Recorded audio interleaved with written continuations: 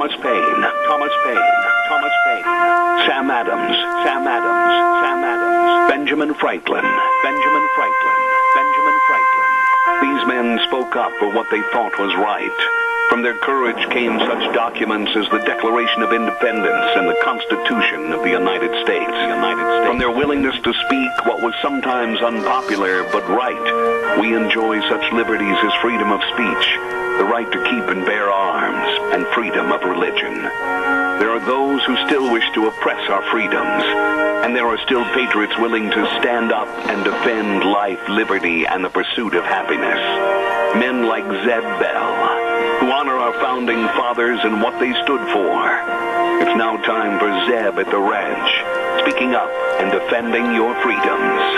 Brought to you by Magic Valley Les Schwab Tire Centers and all of the other great advertisers on the program. And now, Zeb Bell. All-time great Yankees catcher Yogi Berra said, "It's not over till it's over." And this election is not over yet. There still is a glimmer of hope that right will prevail. Here's Kate Smith and God Bless America, followed by a Patriot with our Pledge of Allegiance on this Thursday. Good morning, good morning. And a good morning to you and yours. I'm Zeb Bell in the Zeb Bell studio of Zeb at the Ranch, and brought to you by our major sponsor, your Magic Valley Les Schwab Tire Centers. All 7 locations serving you with the best in tires and service. Also, our friends at Burley Physical Therapy and Rehabilitation at 1263 Bennett Avenue, Suite 2 in Burley, helping you get back to being you. Right now, let's go to the phone line on this November the 5th and have our Pledge of Allegiance. Good morning. Good morning.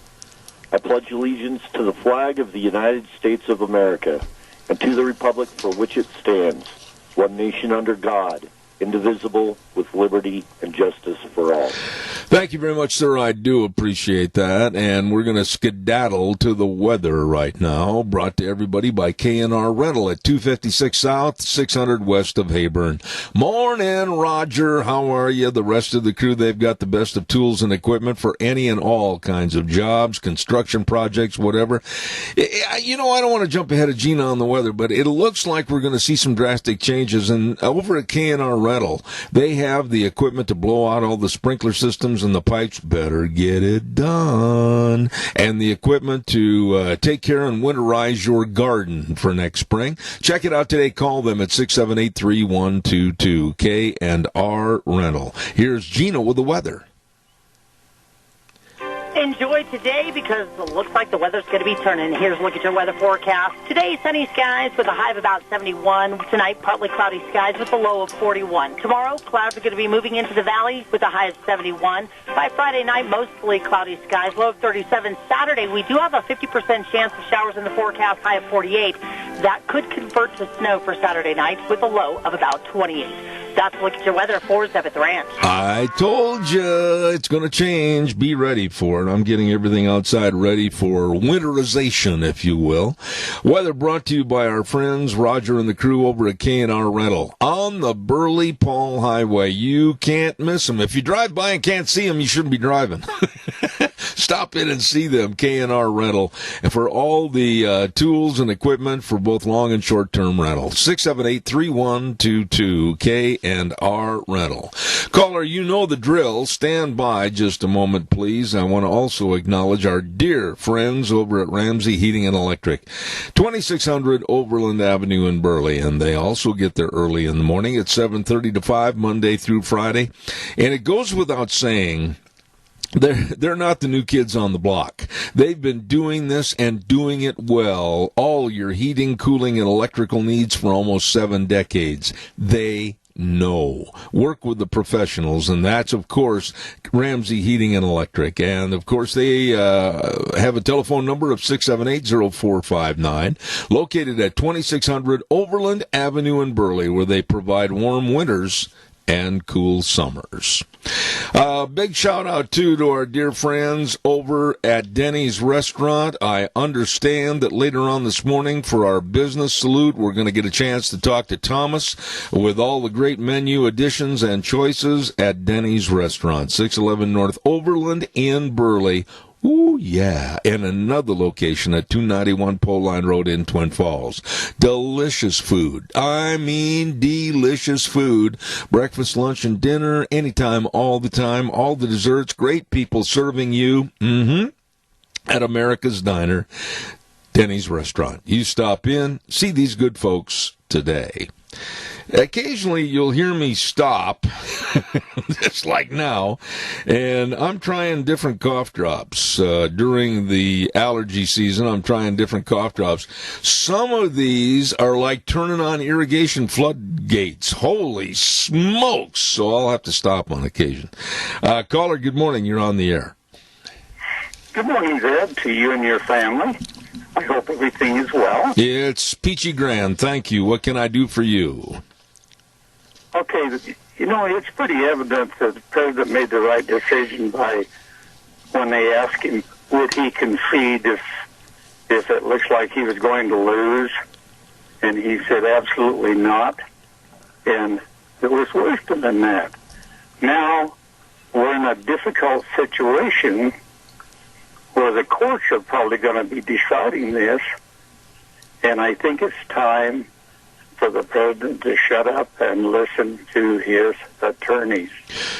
Well, yeah, I agree with you to a certain extent. But when you say time for the president to shut up and listen to his attorneys, that's not Donald Trump. And I cannot stand the inclination for people to say that other people have to change to suit their likes. In other words, you heard it all during the election. Well, Trump had better change. Trump had better stop tweeting. Trump had better stop doing this. You know what? I am sick and tired, Keith, of hearing people say, you'd better change to suit what I want you to be. I think you'll agree with me. Keith Cottom is Keith Cottom. You're going to do and float your own boat.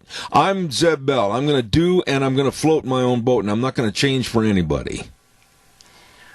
But, Zeb, if you hire an attorney to defend you, then you tell him how to run the case. You're not going to have much success. No, to a certain extent, I agree with you, and then there's some negativity there. I think you have to have input. Well, I do, Keith. I think you have to have input, and I'm going to arbitrate with you on this, because ultimately, who's going to be the most affected? It's going to be you, and in this case, Donald Trump. I don't like everybody just saying, you go sit in the corner and shut up, and we'll carry the ball for you. I don't agree with that. Well, you know what you want, and that's what you hired him to do, is your will within reason. And as long as he stays within reason, I think he can have input, but he's got to be careful about his language and some of the other things. Well, yeah, but you're contradicting. Wait a minute, Keith. You're contradicting your original statement. You said originally when you started this phone call that President Trump should just shut up and let the lawyers take care of everything. Now you've changed and said, well, he should have the right to have input with his attorneys. So what is it going to be? Are you going to put tape over his mouth and tell him to shut up, or are you going to let him have input? You know, you always try to win, don't you? Because you're a better debater than I am. No, I'm not. I just... Come back to where I started from. You know, if you hire an attorney to do the job for you, listen to him. And if you don't think he's doing the way you want to, then you get rid of him and get a different attorney. Yeah, but you have to have the input. You have to have the wherewithal. You have to be involved. This all of a sudden of abdicating you and your personality and what you feel, I don't agree with that at all. And to stymie and stop Trump's personality is to completely put the man in a box, and I'm not going to do that to anybody. Well, what do you want him to do? You know what I want him to do? Because No, I want him to fight every day. I want him to fight Arizona's outcome. I want him to fight Nevada's outcome, because right now it's a half a point. Keith, you go down there in the wintertime and you know this better than anybody. A half a point in Nevada. And there are so many things and little bitty twists and turns that could have caused some illegalities on the vote. A half a point? You doggone right I'd sue to make sure the count was a recount. Well, I'll tell you what. I admire the president for taking it as far as we can go, because I'm on his side. I know you are. I'm not saying he's wrong, and I'm not saying he should change his ways, but I'm just merely pointing out, if you hire people to give you advice, listen. Well, that's a little different statement than what you started with, and I have no arbitration against that. I'm trying to get out. Okay. I'll open the door for you. I got to do some commercials, Keith. God bless you, man. Thanks. Bye. See you later. I love that guy. Him and his wife are so nice. Want to remind you about Dino's Septic Service. Yes, sirree, they cover about all of southern Idaho. And they've got all that new equipment. They got those cameras that can go down through the pipes and everything and say, whoa, there's the problem right there. Dino's Septic Service, they can help you. Septic tank pumping, liquid waste removal, sewer and sink drain lines cleaned, backhoe services, all of this and so much more. Give them a call today at 436-6526 or 678-1638. And in Twin, 735-8281. Yes, with the big truck that says smells cargo on the way, Dino's Septic Service. Real quick, and then I'd like some more calls. I really do, and I appreciate what Keith did this morning, kind of kick things off in regards to this unsettled, unsolved, it's kind of like a mystery. You get to the last chapter of the book, and somebody forgot to put the pages in. That's basically where we're at this morning on this election. We've got question marks hanging over Arizona, Nevada, North Carolina, Georgia, just to name about 4 of them right there. And if I were Trump, I'd keep on pushing. Absolutely. There will, and in the past, have been discrepancies, like remember Bush and Gore, the hanging chads. And the way that they have been handling at these counting, polling places has not been up to par. By yesterday in Pennsylvania, making the poll watchers stand approximately 85 to 90 feet away from the desk where the people were counting the ballots. Some had to use binoculars. I'm not kidding. And they still couldn't read the ballots. But do you remember back into the Bush-Gore-Chad debate? They had a Republican and a Democrat on either side of the counter. That needs to be done right now. Caller, I'll be right there. Don't forget Marvin Sears estate sale. It's going to be this Saturday, the 7th of November in Kimberly. And the address is 3225 East, 3600 North. And look for the signs. Don't miss it. It's a good sale this Saturday starting at 10 o'clock, managed by the Bennett Boys Auction Service. There'll be vehicles and there'll be antiques and all kinds of collectibles and shop tools and lawn and garden items. Oh, yeah, you don't want to miss it. This sale managed by the Bennett Boys Auction Service. No sale too big, no sale too small. The Bennett Boys, yes-sirree, they sell them all. Caller, good morning. You're on the air. Yes, good morning, Zeb. You know, some people still don't understand that America is under siege. And you'd better be thankful we've got somebody up there as president who thinks like General George Patton. Whatever it takes to get the job done, we are going to do it. If we have to bloody a few noses to do it, it's going to get done. I agree. You know, somebody said to me on the phone, let's see, I think it was Tuesday or so. I can't remember. Yeah, it was Tuesday after most of the election had been started to be in full swing. And somebody said to me, well, Trump better accept defeat. And right there, I said, why? Nobody Nobody in any facet of life should ever accept defeat. Never accept losing. Never accept less than you can be. And if you do get beat, try harder and try to succeed again. That's why this accepting defeat is stupid as far as I'm concerned. Well, the Biden family has been so corrupt over the years. They feel like they are above the law, and they are being protected by other corrupt politicians that are in power, which makes this guy just about untouchable. Yeah, I'm afraid you're right, and we're seeing some pretty broad brushings of that, and I think it's only going to get worse in the next couple of weeks. They are already, I don't know if you're aware of this or not, but they are already forming a COVID-19 committee.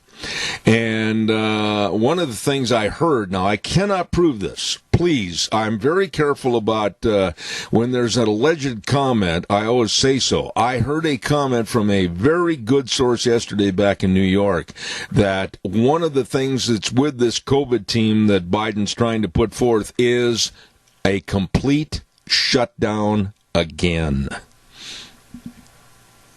We can't have a complete shutdown again.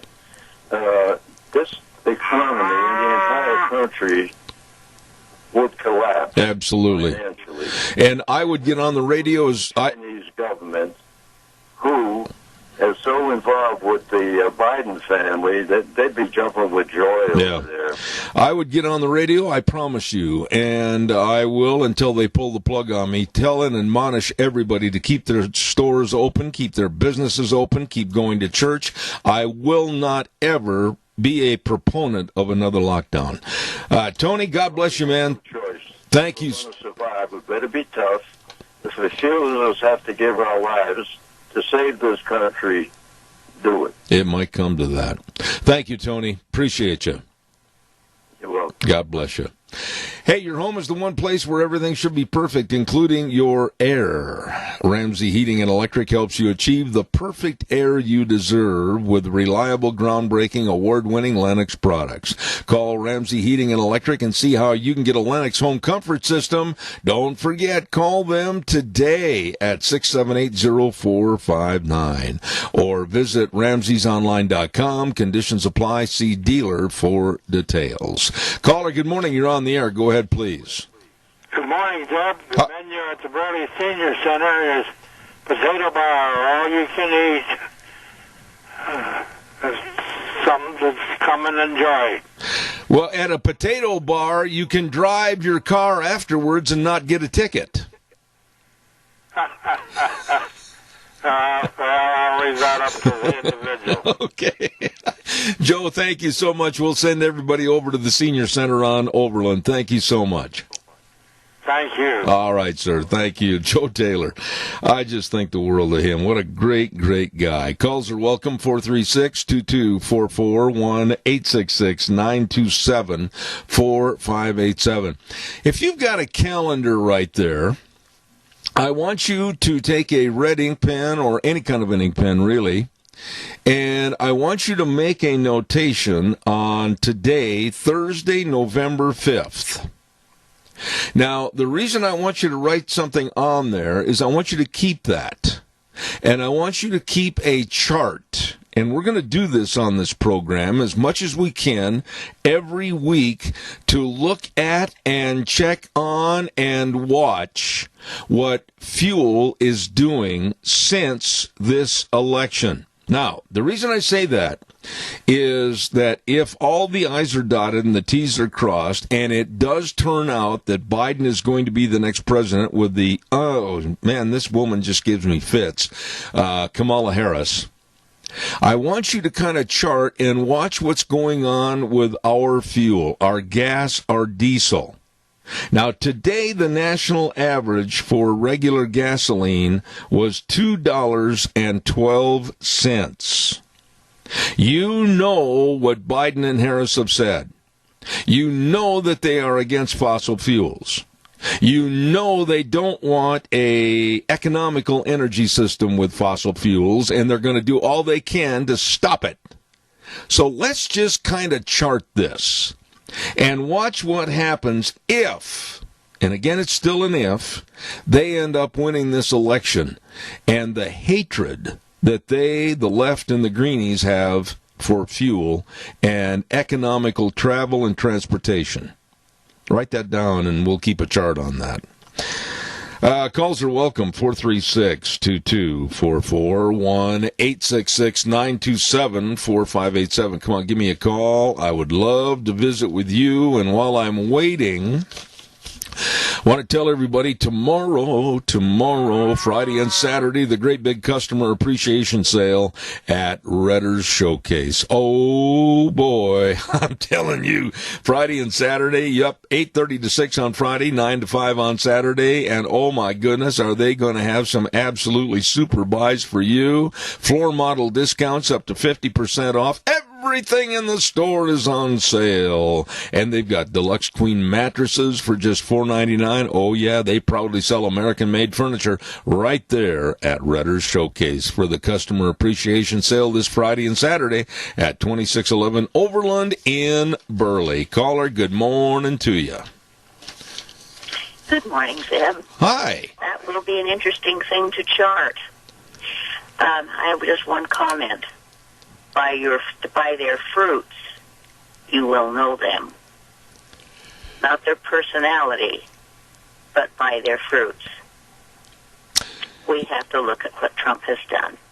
You know, and Linda, I really appreciate your comment on that, because I, prior to the election, got into quite a few different verbal harangues with various people that say, well, I don't like Donald Trump because he tweets. I don't like Donald Trump because he's got a brusque manner. You know what I say to these people?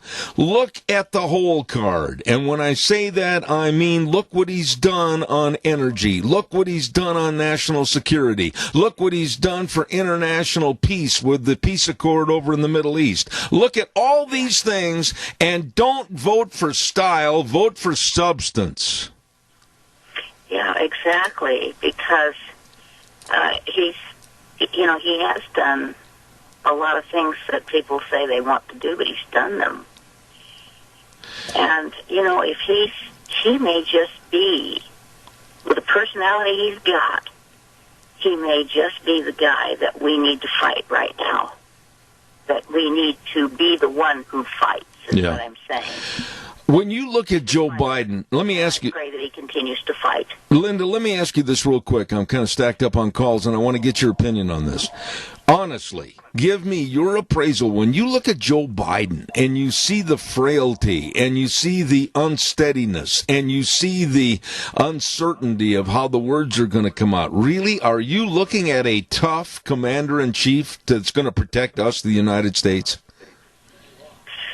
Yeah, that's just it. I'm not so sure that we are. Plus, when you look at his running mate, and I know I just said by your fruits you will know them, but maybe that's part of the fruit. Absolutely. It's so good to hear from you, and I certainly hope you're doing well, and our prayers and thoughts are always with you, Linda. Thank you very, very much. And with you folks. Thank you. Hang in there. We will. Thank you much. I'm glad things are going as well as they are. Well, yes, and let's pray that they continue. So thank you so much. Appreciate that. What a nice lady. And it will be wonderful to know when you and Deanne can come back and do Lunch Bunch. Well, that'll be a wonderful indicator of how well things are going for her. But in the meantime, we just keep praying for slow and steady wins the race. I appreciate that. You're very kind. Thank you, Linda. God bless. Thank you. God bless you, too. I'll tell you what, we've got a lot of things to be thankful for, even though this election is not going the way we, the majority, wanted it to be. And we'll just have to wait and see, hold our breath, and quite frankly, pray. Good morning, caller. You're on the air. Go ahead, please. Hello, Zeb. This Cowboy Mike. How you doing, Hoss? I'm great. How are you? What can I do for you? You got to remember, Hillary Clinton might wind up being vice president. Biden won't be there that long. so Harris be president, and Hillary's still waiting to get in there. And anyway, the important thing is the votes. There's more votes than there is voters, and if we lose this country, it's not coming back. You got that right. You can sit on your ass and say we go get it next election, but they have plans to bring open borders, bring the Muslims in here, and the Americans will not have a chance. You either fight for our country or you can go down the hell with it. You know, Mike, I appreciate your comments because a lot of people are saying this all over the United States. Friends have called me, etc., and voiced the same thing that you have said. I absolutely agree with you, and I thank you for your candid remark this morning. Thank you. Thank you, Bubba. You bet. Thank you. I agree with him. You know, I'm not going to quit. I am going to, more so than I was during the Obama years, if it turns out that Biden and Harris are going to take over this country, if it turns out that the squad of Ilhan Omar and Rashida Tlaib and Ayanna Pressley and Alexandria Ocasio-Cortez are going to be telling us, you and me, what to do and how to do it and what not to do and where not to go, I'm going to fight. I am going to fight them tooth and nail. Caller, good morning. You're on the air. Yes, Zeb. If the price of fuel escalates, it's going to shut the trucking industry down. Yes. If that happens, we are looking at food shortages and exorbitant food prices. Well, there's no question about it. The whole economy is based upon energy, and I'll go toe-to-toe with anybody. Your trucking and transportation costs, the cost to get the food out of the field into the market and across the United States, and whether it's not food or whether it's goods and services of clothing, etc. Everything is based on a transportation system that's affordable, and the idiocy and the incompetency of these absolute loon-left people that want to take it and throw it away and go with green energy, they need to be put in a home. Well, you start rationing food and people go hungry, you're going to see more rioting by the average citizen than Antifa or anybody else can handle. Yeah. Tony, tell me just something real quick. And what did you say on your last birthday? You were 90 or 91? Oh, I got 91 coming. All right. You are very, very observant and very sharp. Does anybody on the left ever have the brain matter to sit down and talk about the transition costs to American citizens? What about the farmer that has got maybe 15, 20 or whatever tractors and combines and balers and everything else that are fuel driven? What are they going to do, Tony? Tell me quickly. They're going to revolt. Well, they're not going to be able to harvest or even plant a crop. I mean, this is insane that the left isn't smart enough to figure out the pitfalls and pratfalls of their idiocy. Well, the whole problem we've got is these people are stupid. It's all about personal power, individual personal power. It has nothing to do with supporting the country. Absolutely. They don't give a damn where the country heads it, as long as they have personal power. You got it. That's what it's all about. That's right. That's all it is about. Power and control. Tony, I got to run. I got another call. God bless you, man. Thanks. Okay, Thank you. Caller number 2, I'll be right there, I promise. I want to tell you a good word about my friends at Barry Equipment and Rental, Sales, Service, and Parts. 159 West Highway 30 in Burley. Oh, these are good people. 465 Addison Avenue West in Twin with Eli and the Nampa location. And for all the equipment, if you're not sure how to run it, of course, they've got a sandbox out behind and they'll teach you. All the Bobcats, all the trenchers, all the scissor lifts, all the Doosan equipment. For whether you want to buy it, great financing programs, or lease, great leasing programs at Barry Equipment and Rental in Burley, Twin Falls, and Nampa. Caller, good morning. You're on the air. Morning, Zeb. Don't mean to totally change subjects on you, but I was hoping to go back to the commission that perhaps Biden or others might wish to form and close businesses and things again. I I had a friend the other day ask me a really good question, and I'd like to ask it to you. And that is, what does defending America look like today? And he said, we need to ask that to all of our politicians and to those who are bureaucrats and in control of certain functions of our government. But what does that even look like today? Is it rioting? Is it just sitting down and doing nothing? And as I've thought on that question, I think we have to be able to keep our businesses and everything open. We've got to be able to not just take everything that everybody's telling us at face value. Well, because to me, it's an absolute slap in the face to the people who have come before and gave their time and their lives for this country, for us just to cower because we're worried about getting sick for a little bit. That just doesn't make any sense to me. I'll answer that in a very short, succinct manner, and then we can tear it apart. When you are told to do something that is not a law or in the law, my suggestion right back at that person would be, I'm not going to do it. I am going to honor laws that are on the books. I'm going to honor the laws that are in the law, and I am going to follow the Constitution.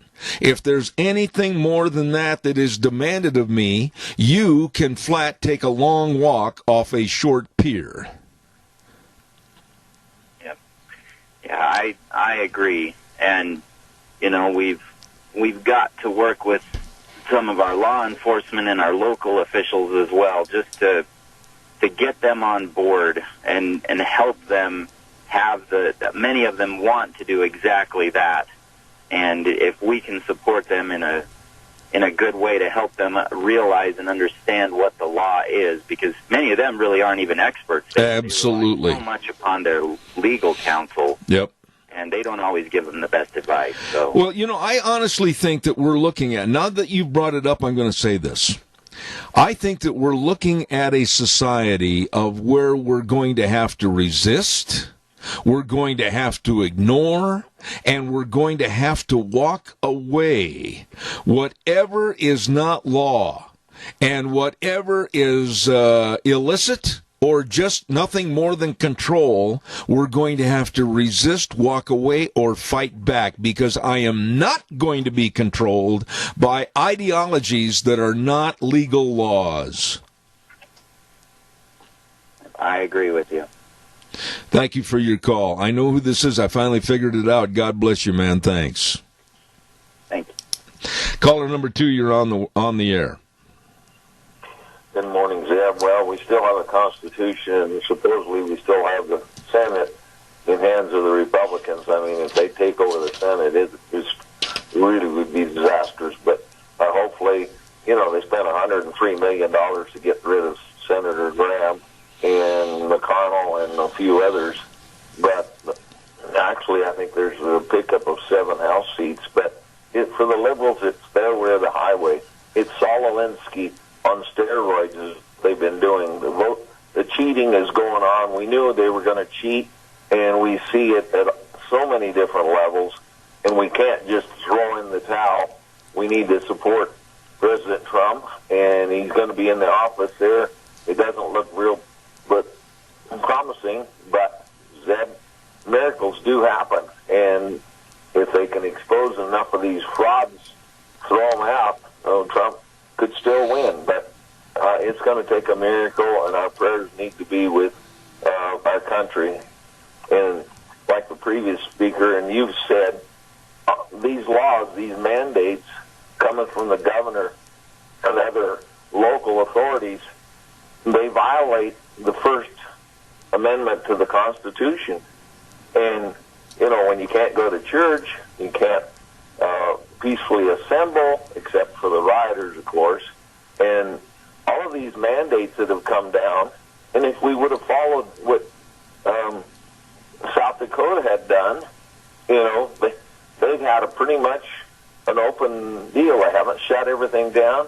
This latest going back to stage 3 is just going to kill us. I mean, I got people that are just ready to close the doors, and I'm afraid that's going to happen, but Well, wait a minute. Adrian, I've let you go, and you got to let me have some chance to get in and visit with you. I'm totally on your page. I mean, you can put my name next to your name. I agree with you in its entirety.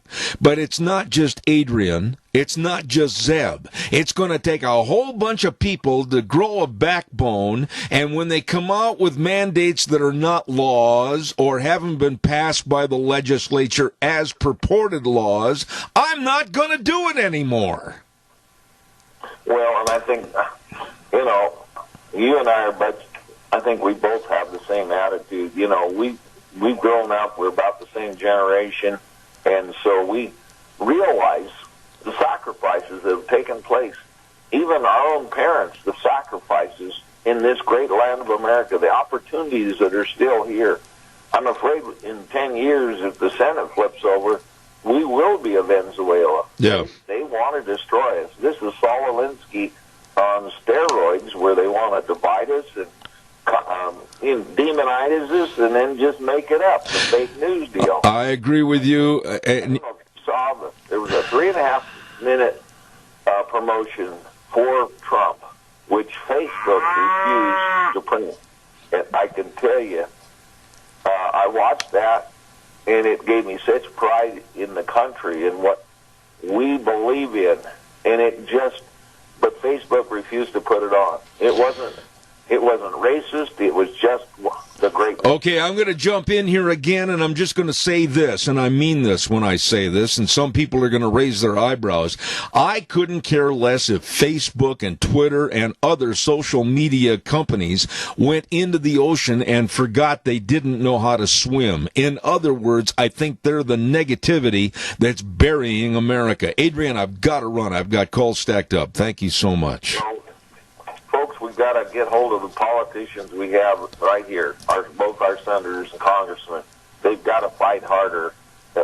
They've been going along too much swimming right down the stream with the pollution and so forth. They've got to stand and really take a stand now more than ever. I got to run. The Constitution and our Bill of Rights. I got to run. Thank you, Adrian. Appreciate it. Thank you. Caller number 2, let me get this in and I'll be right with you, I promise. Your home is the one place where everything should be perfect, including your air. Ramsey Heating and Electric helps you achieve the perfect air you deserve with reliable, groundbreaking, award-winning Lennox products. Call Ramsey Heating and Electric today and see how you can get a Lennox home comfort system that'll improve your health and your mood. Hey, call them today at 678-0459 or visit Ramsey'sOnline.com. Conditions apply. See dealer for details. Caller, thank you for your patience. Good morning. This is in regards to the left wanting to shut down our nation. I'm worried about the shutdown of our schools because our kids are already behind in school from being out of school last spring. And I feel like it's kind of a ploy to try and dumb down our nation because then they'll have more control if we have less education to our students. And so that really concerns me that they're wanting to shut the schools down again. Lady, you have hit the nail on the proverbial head with me. The online learning, I talked to one of my grandsons about this a couple of weeks ago, and I said, what's it worth? Are you really learning anything? And he raised his eyebrows at me, and he said, Grandpa, it's a waste of time. These kids need to be in classrooms. These kids need to be with their peers. These kids need to be pushed and have the incentive to ask questions and get questions and listen to the other students in the classroom. I totally agree with you. There's so much more that goes on in school than just the assignments. Yes. The online school, you can do the assignments, but you can't do like you say, the questioning and the socializing and things like that. So these kids have got to go to school, and I feel like if they're not it's just going to dumb down our nation and lead to more control. I put a gold star behind your name, and I don't even know who you are. God bless you for your thoughts, because I totally agree. Thank you so much. All right, thank you. Thank you. Bye-bye. That lady is spot on. Now, to the next caller, you know me. I get rambling and we get late. I've got to get a weather forecast in. It's going to take about 60 seconds. Bear with me. Don't hang up, please. I'll be right there. The weather brought to you by Mount Harrison Audiology and Hearing Aids. And believe me, they can be trusted with your hearing health. They know all about hearing. They know all about what to do. They've got the best technology to help you and your hearing. Please don't put it off. Get a hold of them today and arrange for a hearing screening. Number to call, 312-0957. Mount Harrison Audiology and Hearing Aids, right behind the Minidoka Hospital, across from the emergency room. You call them today. Here's Gina with the weather. Enjoy today, because it looks like the weather's going to be turning. Here's a look at your weather forecast. Today, sunny skies with a high of about 71. Tonight, partly cloudy skies with a low of 41. Tomorrow, clouds are going to be moving into the valley with a high of 71. By Friday night, mostly cloudy skies, low of 37. Saturday, we do have a 50% chance of showers in the forecast, high of 48. That could convert to snow for Saturday night with a low of about 28. That's a look at your weather for Zeb at the Ranch. Woo, look out. Weather's going to change. Weather's going to change. But nothing changes except your hearing health for the better. If you get a hold of, wasn't that a nice segue? Mount Harrison Audiology and Hearing Aids. You call them today for a hearing screening. Let them help your hearing. 312-0957. Caller, thank you for your patience. Good morning, Zebediah. Hello, Bob. I agree with everything that's been said this morning, and I just want to add 3 words, and you've touched on it a little bit. Let God prevail. You know, Bob, wait a minute. Don't hang up, because my fear is, and I want you to respond to this, my fear is that this nation, in its entirety, has turned its back away from God, and quite frankly, we deserve what we get. I agree with you.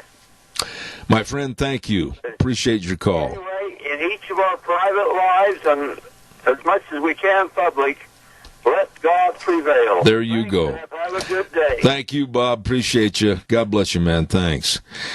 I absolutely agree. You know, there's going to be these twits on the left that are going to say, oh, well, the election's over. You lost. Ha, ha, ha. Go sit down in the corner and don't do anything for 4 more years. We got you. We got you.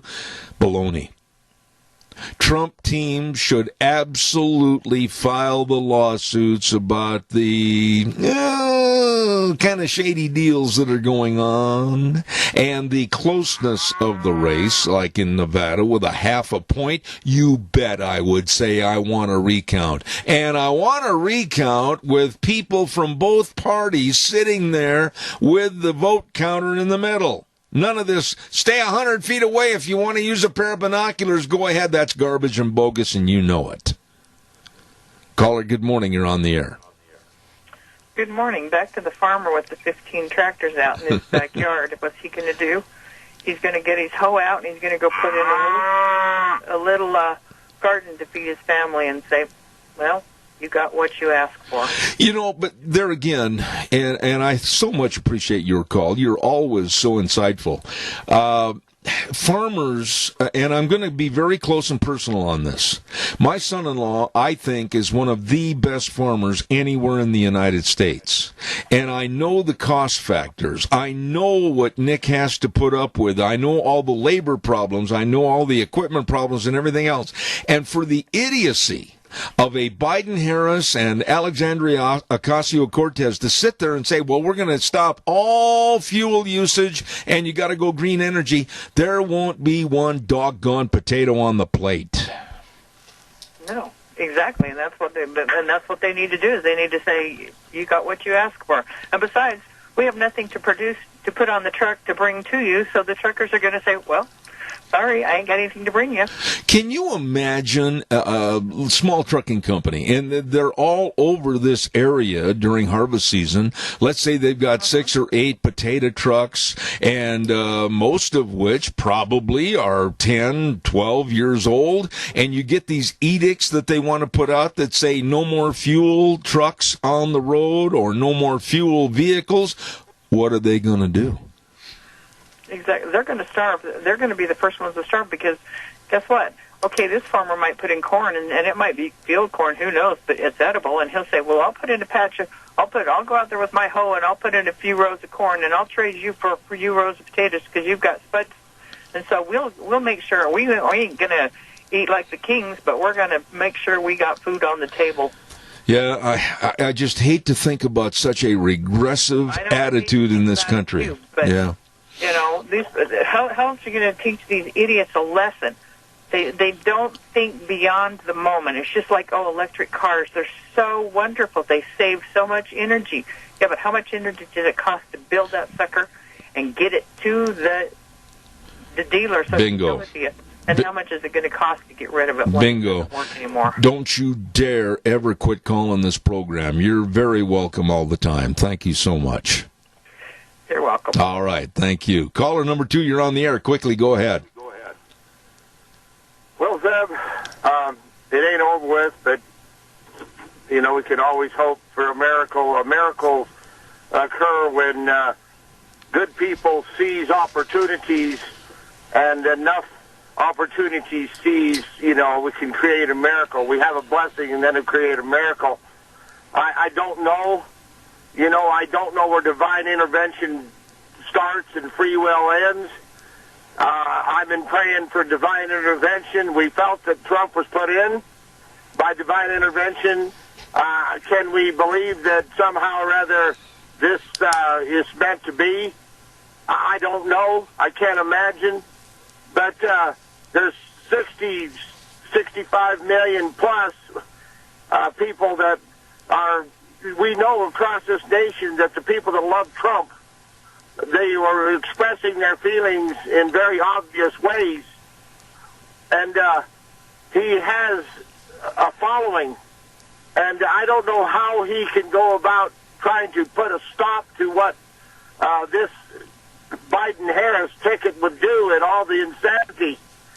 But I don't think McConnell's got the, you know, to do anything. He's a swamp creature.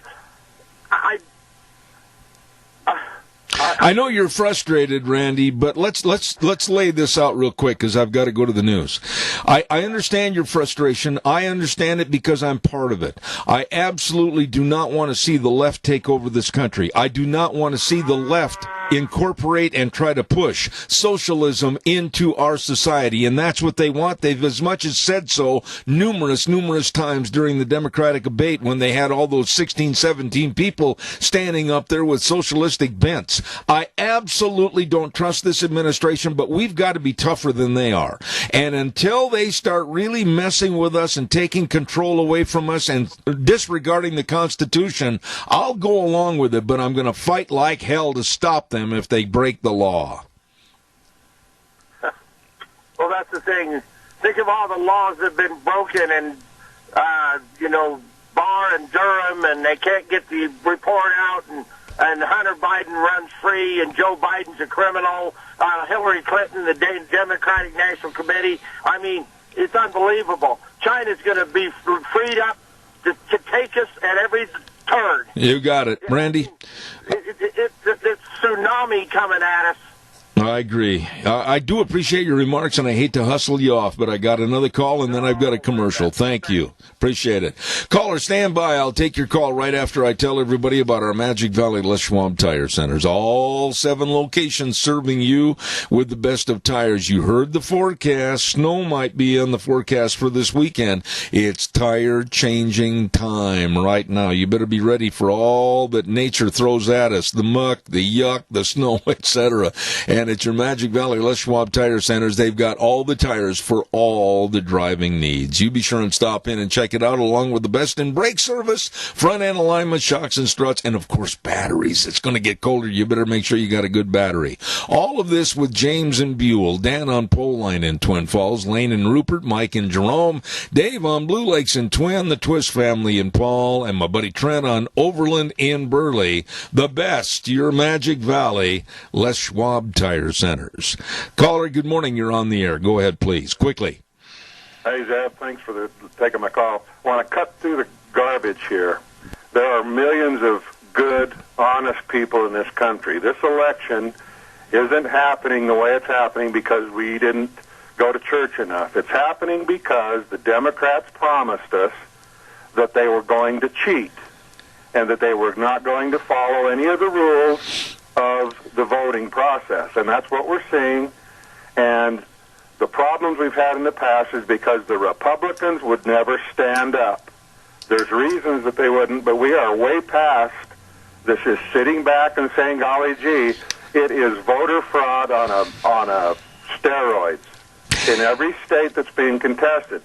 It's not a matter of, I don't want to have all those votes counted because some of those votes come in an illegitimate way, maybe in the back of a van that someone has been filling out for months. We need to go back to whether we're talking about Nevada or whatever state, and let's quit beating ourselves up that this is happening because we didn't do enough good, because we have.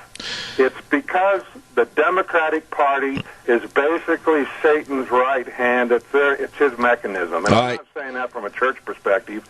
They are evil people. I've run out of time, but I want to end this conversation by saying to you, I think you're spot on. You will not get an argument from me. You will not get any kind of an arbitrary statement. I agree with you, and it's about high time that we grew a backbone. It's past time. Thank you very much. To embolden people, stop telling ourselves we didn't do enough. It's egregious fraud. I agree. Thank you. God bless you. Got to run to the news. I'll be back in 7. Welcome back, and here we go. We got to fly right down the runway and tell you, everybody, good morning, and our major sponsor of Zeb at the Ranch, of course, your Magic Valley Les Schwab Tire Centers, all 7 locations, serving you with the best in tires and the best in service, along with our friends at Burley Physical Therapy and Rehabilitation at 1263 Bennett Avenue, Suite 2 in Burley, helping you get back to being you. Want to remind you, too, about our friends at Denny's Restaurant. Don't you forget there are two locations in the area to serve you with the best of food and the nicest of people. 611 North Overland in Burley and 291 Pole Line Road in Twin Falls. Don't forget, we're going to have Thomas on the air with us this next hour. And you can stop in anytime, all the time, for the best of breakfast, lunch, dinner, and desserts. Oh, boy, I love breakfast, and they've got some super menu choices. All of this and more at America's Diner. Denny's Restaurant, 611 North Overland in Burley.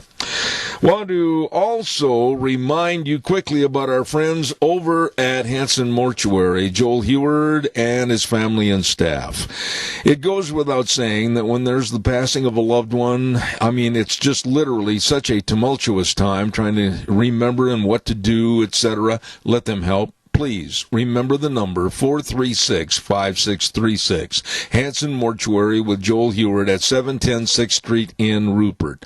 Always providing the families they serve with the best possible support and comfort, and upholding the highest ethical standards with unquestioned integrity. Hanson Mortuary in Rupert, 436-5636. And Joel Heward also serving you and your family at Morrison Payne Funeral Home on East Main in Burley. Ladies and gentlemen, I mean this. I'm not just trying to be nice and polite to one of our politicals in the state of Idaho. This man is my friend. This man is a super senator for the state of Idaho, and is so great to have him back with us on the telephone, and also ready and I think all set to go for the legislative session coming up in January. Welcome home. I wished I had the music to welcome back Cotter. Here's Senator Kelly Anthon. Well, Thanks, Zeb. No, I'm meaner than ever. I'm in good shape. So I'm just so happy to be with you today, and thanks for that nice introduction. Well, we have missed you, and certainly our prayers were answered because of your better health, and it's so great to have you back on the air with us. Well, it's great to be back, and I do want to say, I know we don't have lots of time today, but I do want to say a couple things, and one is to all of the people in southern Idaho, we stood up, and we voted. And we came out in huge numbers, in record numbers. I don't think we've seen this kind of voting for at least 100 years, if that, as far as number of registered voter turnout, and maybe some of the largest numbers ever. But thank you for voting. Thank you for being involved. And I think if nothing else comes of what is happening today in American politics, it is an awakening of people who realize how important it is for them to stand up and get out and to make their voice heard. So we saw that in southern Idaho for sure. Kelly, it's been a long time since we've had a chance to talk, and I want to quickly go through kind of a shotgun list here if we could. COVID-19, the shutdown, the lockdown, stages 1, 2, 3, 4. Now there's talk about maybe advancing the lockout back up to stage 4 again. I am not in favor of it. What are your thoughts? Bring us up to speed. Well, just my initial thoughts are, this is about personal responsibility, I think, more than government intervention. And I think that's my conservative way of thinking all the way around. But, people know what's right for them and what's the right thing to do. I think if we get good information, we make good choices. But I don't believe strongly in government forcing people to do very much at all. And what we saw in the first round of this was, in my opinion, some inconsistent policy making that actually turned Idahoans off. And what I mean by that is, when you're told you can't, I don't know, go to church or go get your hair cut, but you can wander around Walmart, there's something counterintuitive about some of these policies. So I haven't been a big fan. But that having been said, I know that the hospitals are pressed, and I think the people that I live around and that are neighbors of mine know that they should be careful, and they should be doing what they can to make sure we're not spreading disease to people who are vulnerable. Because I think the other thing we've learned, Deb, is it's not the killer that we were told on the front end. Absolutely. Let me ask you this, and it kind of pertains to more things than just COVID-19. But government in general today, I think, they believe that they can just issue a mandate or issue an ordinance or issue an order of any nature, and that we have to fall in lockstep behind their wishes. And I have said, and I maintain, that if it is not a law or within a law, I'm going to thumb my nose at him and walk away. What are your thoughts to what I just said? Well, I think that's correct, and not only that, but we're seeing the judicial system agree with you, Zeb. I mean, if you look at California, go take a look at that with Governor Newsom. I mean, he just got large and in charge, when the pandemic hit, and the Ninth Circuit Court of Appeals of all courts has said, no, you can't just change the law willy-nilly by authoritarian, power. And I think that what you will see in the next legislative session for sure, I know it's being worked on in the Senate. As a matter of fact, I worked on it yesterday, is we are going to see a readjusting in these laws of what the emergency powers are of the executive branch to make sure that this is all in check. So that's coming, Zeb. I think you're right. I think that people don't like that, and it's not right. When you are forcing a populace to just go along, like I said, in lockstep, and there are no laws to back it up, I mean, I absolutely think that we are on the brink of a complete socialism, communism type America.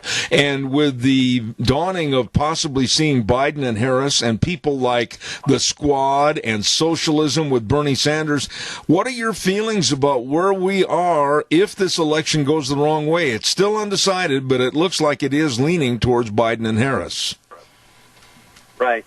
Well, I think that the answer to that is that of all the time in my life, I've never seen it so brazenly advanced. In other words, these folks don't mince words. They're telling you flat out. You take a look at Bernie Sanders, and he's telling you flat out. These are socialists. These are people who are advancing socialist principles, communist principles in many respects. And so you don't have to wonder, they're telling you. And I think in light of the election, the only thing that gives me some comfort is the holding on of the U.S. Senate. Because I predict that if Biden does walk away with this election and we still have the U.S. Senate in control of the Republicans, knowing, and let me qualify all this by saying, I'm not saying the Republican Senate has done everything they should do either. Mm-hmm. But the fact of the matter is, I think some of this radical agenda will be slowed down just by virtue of the fact that the Senate is controlled by the Republicans. So I do have some hope there that we can slow some of this down. But it's time for us to reevaluate our education of folks and really be anybody who knows anything, in my opinion, would never advance a communist or a socialist agenda. That's crazy. Kelly, I've only got about 3 minutes left, and I want you to answer this. I had my dear friend Rick Manning on the air yesterday, special day, and he, of course, has worked with the Trump administration for many, many years, knows Donald Trump personally, and he told me on the air, he said, please, Idaho, beware. Be really aware about a transitioning to a blue state with the influx of people coming up with extremely liberal ideas. How would you respond to that? I would respond that in Idaho, I've watched those numbers very carefully. I've actually seen a lot of poll data where people self-identify in their politics, those people who we call move-ins, right?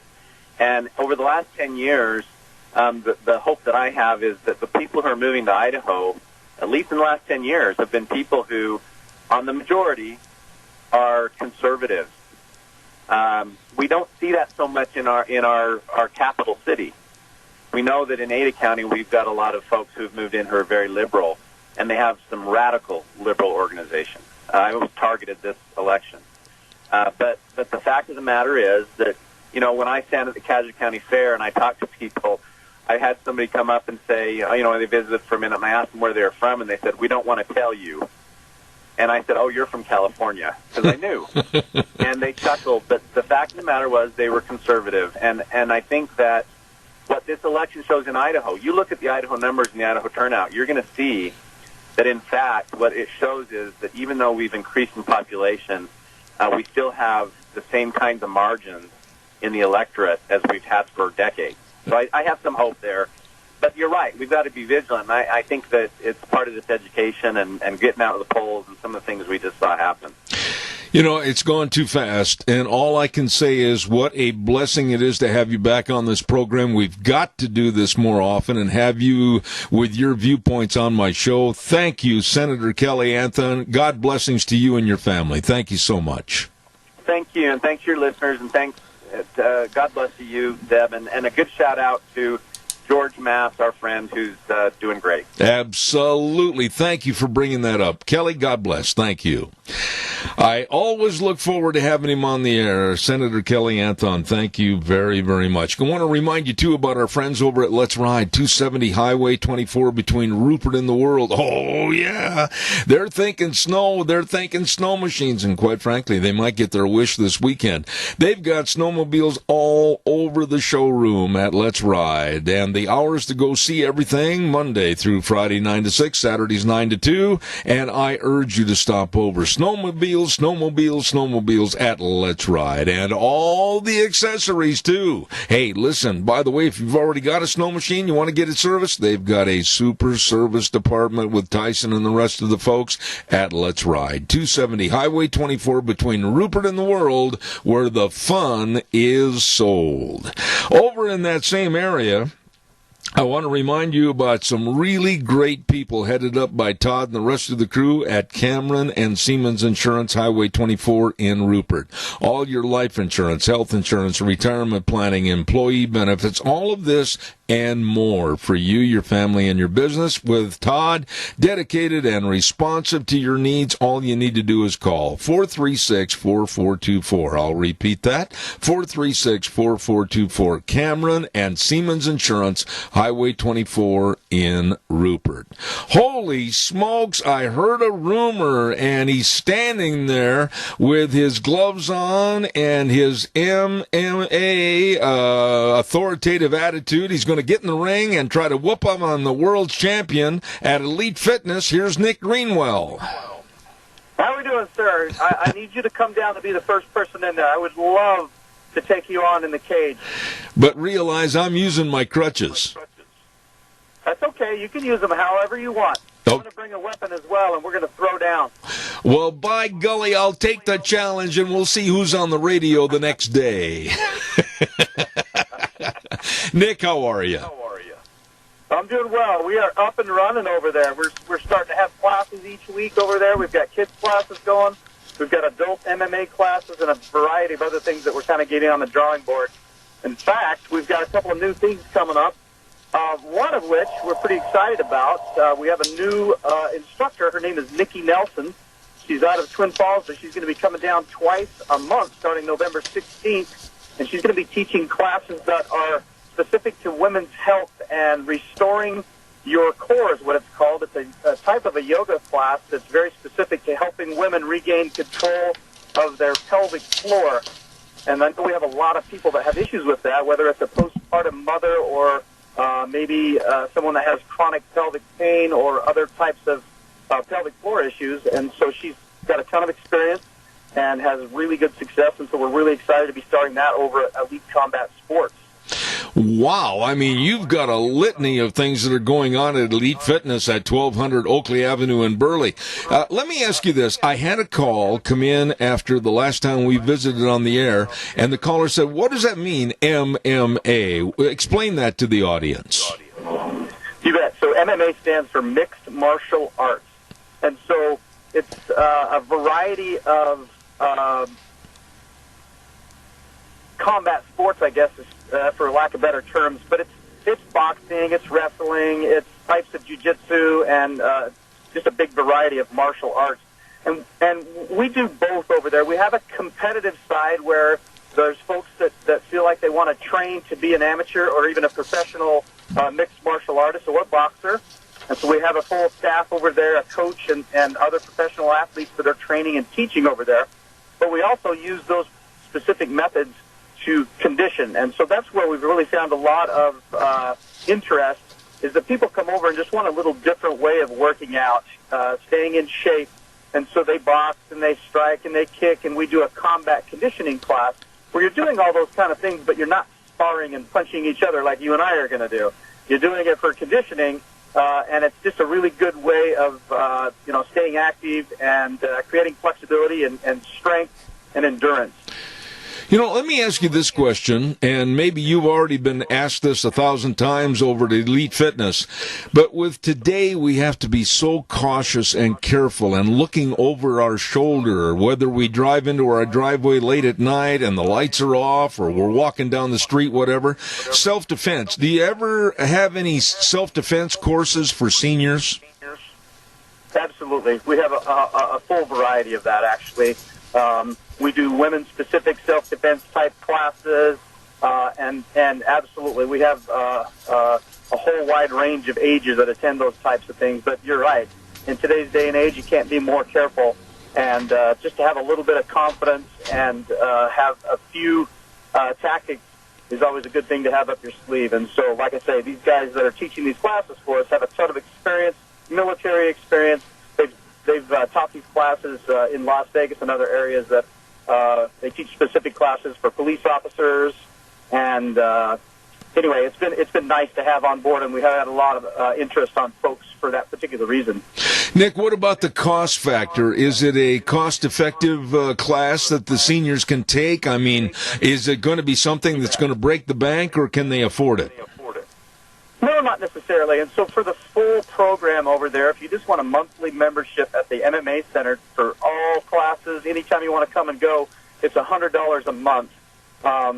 And again, that is every class. We teach classes every day. A lot of those are, you can come 6 days a week or even 7 sometimes, depending on what you want to do. And we have a lot of flexibility with that. And so for the full meal deal, that's it. And then we have punch passes and all kinds of other ways to create flexibility on those that maybe can't make it all the time and want to keep the cost down.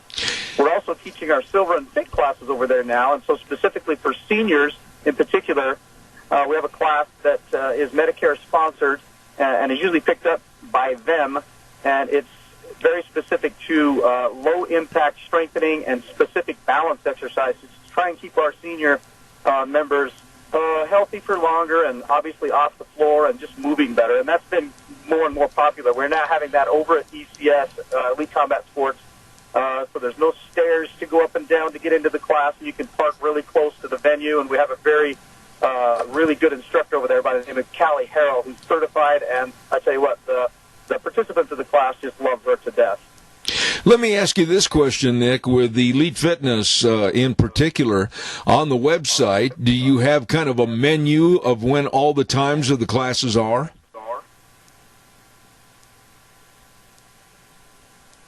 Are you there? Oh, there we go. You're coming back in. I apologize. I'm on my way to Boise to a funeral. Oh, we must have lost you temporarily. I can hear you now, though. My question was, if people go to the website for Elite Fitness, can they find out all the times that the classes are being held? Absolutely. Either there or on our Facebook page is another great resource, Elite Health Club Burley, and has all of the information on it. Elite Fitness Burley, excuse me. And what about, we had the question come in last week, are there lockers available for people to store their street clothes, etc., when they come in? Give us a little example of that. You bet. We have a couple of different sizes of lockers over there that people can store things, and we've got changing rooms, we've got bathrooms with showers, and all kinds of fun stuff. But yes, we do have lockers available there now. Anything else you'd like to talk about this morning before I let you go? I've got about 60 seconds left. Not necessarily. We're just really excited about the affiliation that we have with all three of those businesses. Burley Physical Therapy is where I'm at primarily, and we just really like the relationship that we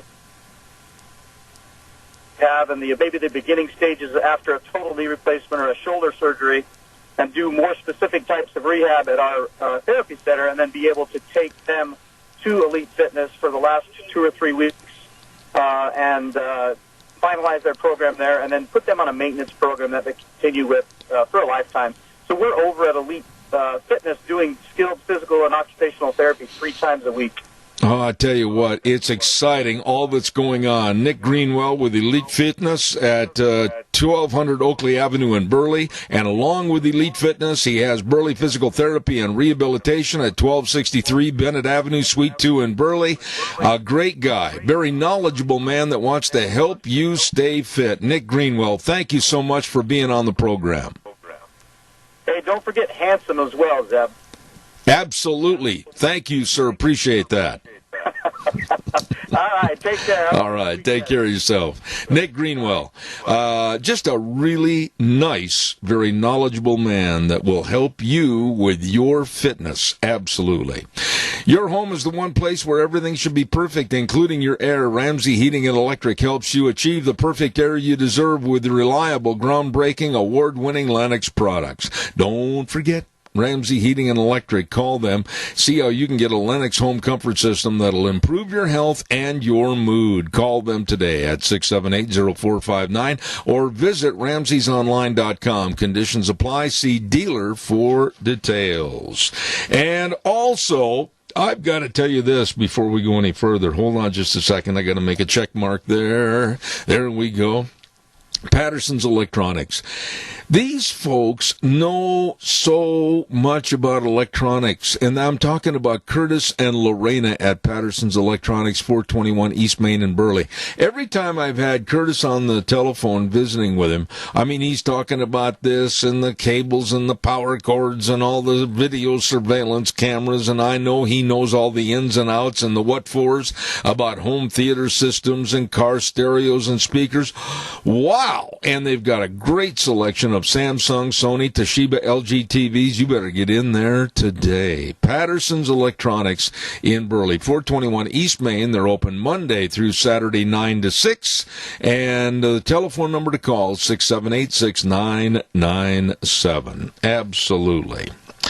Now, coming up in just a few moments, we're going to have a gentleman on the program by the name of Scott Garlis, and he's going to be with us and talking about the stock market, what we can look forward to, and maybe that's bad verbiage regarding Biden and Harris, but if they are the named winners in this election, what might happen and what might not happen. I want to remind you that next hour we're going to be talking to Dr. Jim Shank, Superintendent of Schools for Cassia County Schools, and our business salute is going to be Thomas with Denny's. And at 10:32 this morning, it's really important, I want you to remember this, Gregory Wrightstone. He has just been named the executive director of the CO2 Coalition nationwide, and he's going to be talking about how the UN is going to try to force the U.S. back into the Paris Accord, and we're going to be talking about the climate change and the Democrats and green energy. You don't want to miss that coming up in the next hour. Okay. One other notice that I'd like to give you folks right now is with Redder's Showcase. Don't forget, they have got a huge customer appreciation sale that's going on tomorrow and Saturday. Put this on your calendar in big red ink. Don't forget, the sale starts tomorrow morning, Friday at 8:30 in the morning till 6, and Saturday 9 to 5. Oh, this is their annual customer appreciation sale, with refrigerators in stock starting at just $4.49. Everything in the store on sale, floor model discounts up to 50%. Woo! And they proudly sell American-made furniture. You better stop over there. Friday and Saturday customer appreciation sale at Redder's Showcase, 2611 Overland in Burley. Really good people. Let's go to the phone line right now, and with us is Scott Garlis, the editor of Stansbury Newswire and the Stansbury Newswire Premium. Good morning. How are you doing, Scott? Zeb, I'm doing well. How are you? I am great. Tell us a little bit about Scott Garlis. Where are you calling from? What's in your world every day? Sure, man. So I am calling from just outside of Baltimore, Maryland. I'm in Lutherville. So it's probably about 45 degrees out here. I've got two young children, a 6-year-old and an 8-year-old. I spent about 25 years on Wall Street dealing with some of the biggest mutual funds and hedge funds in the world.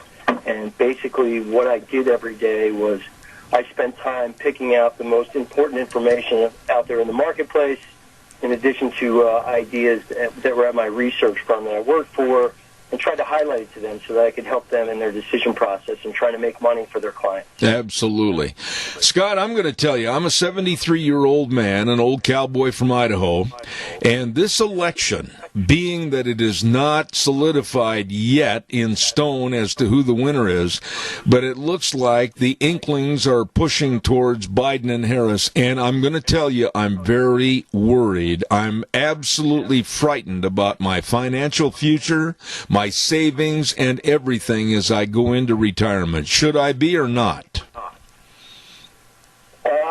Right now, no. And I'll tell you why. It's going to be because of what's going on in the Senate.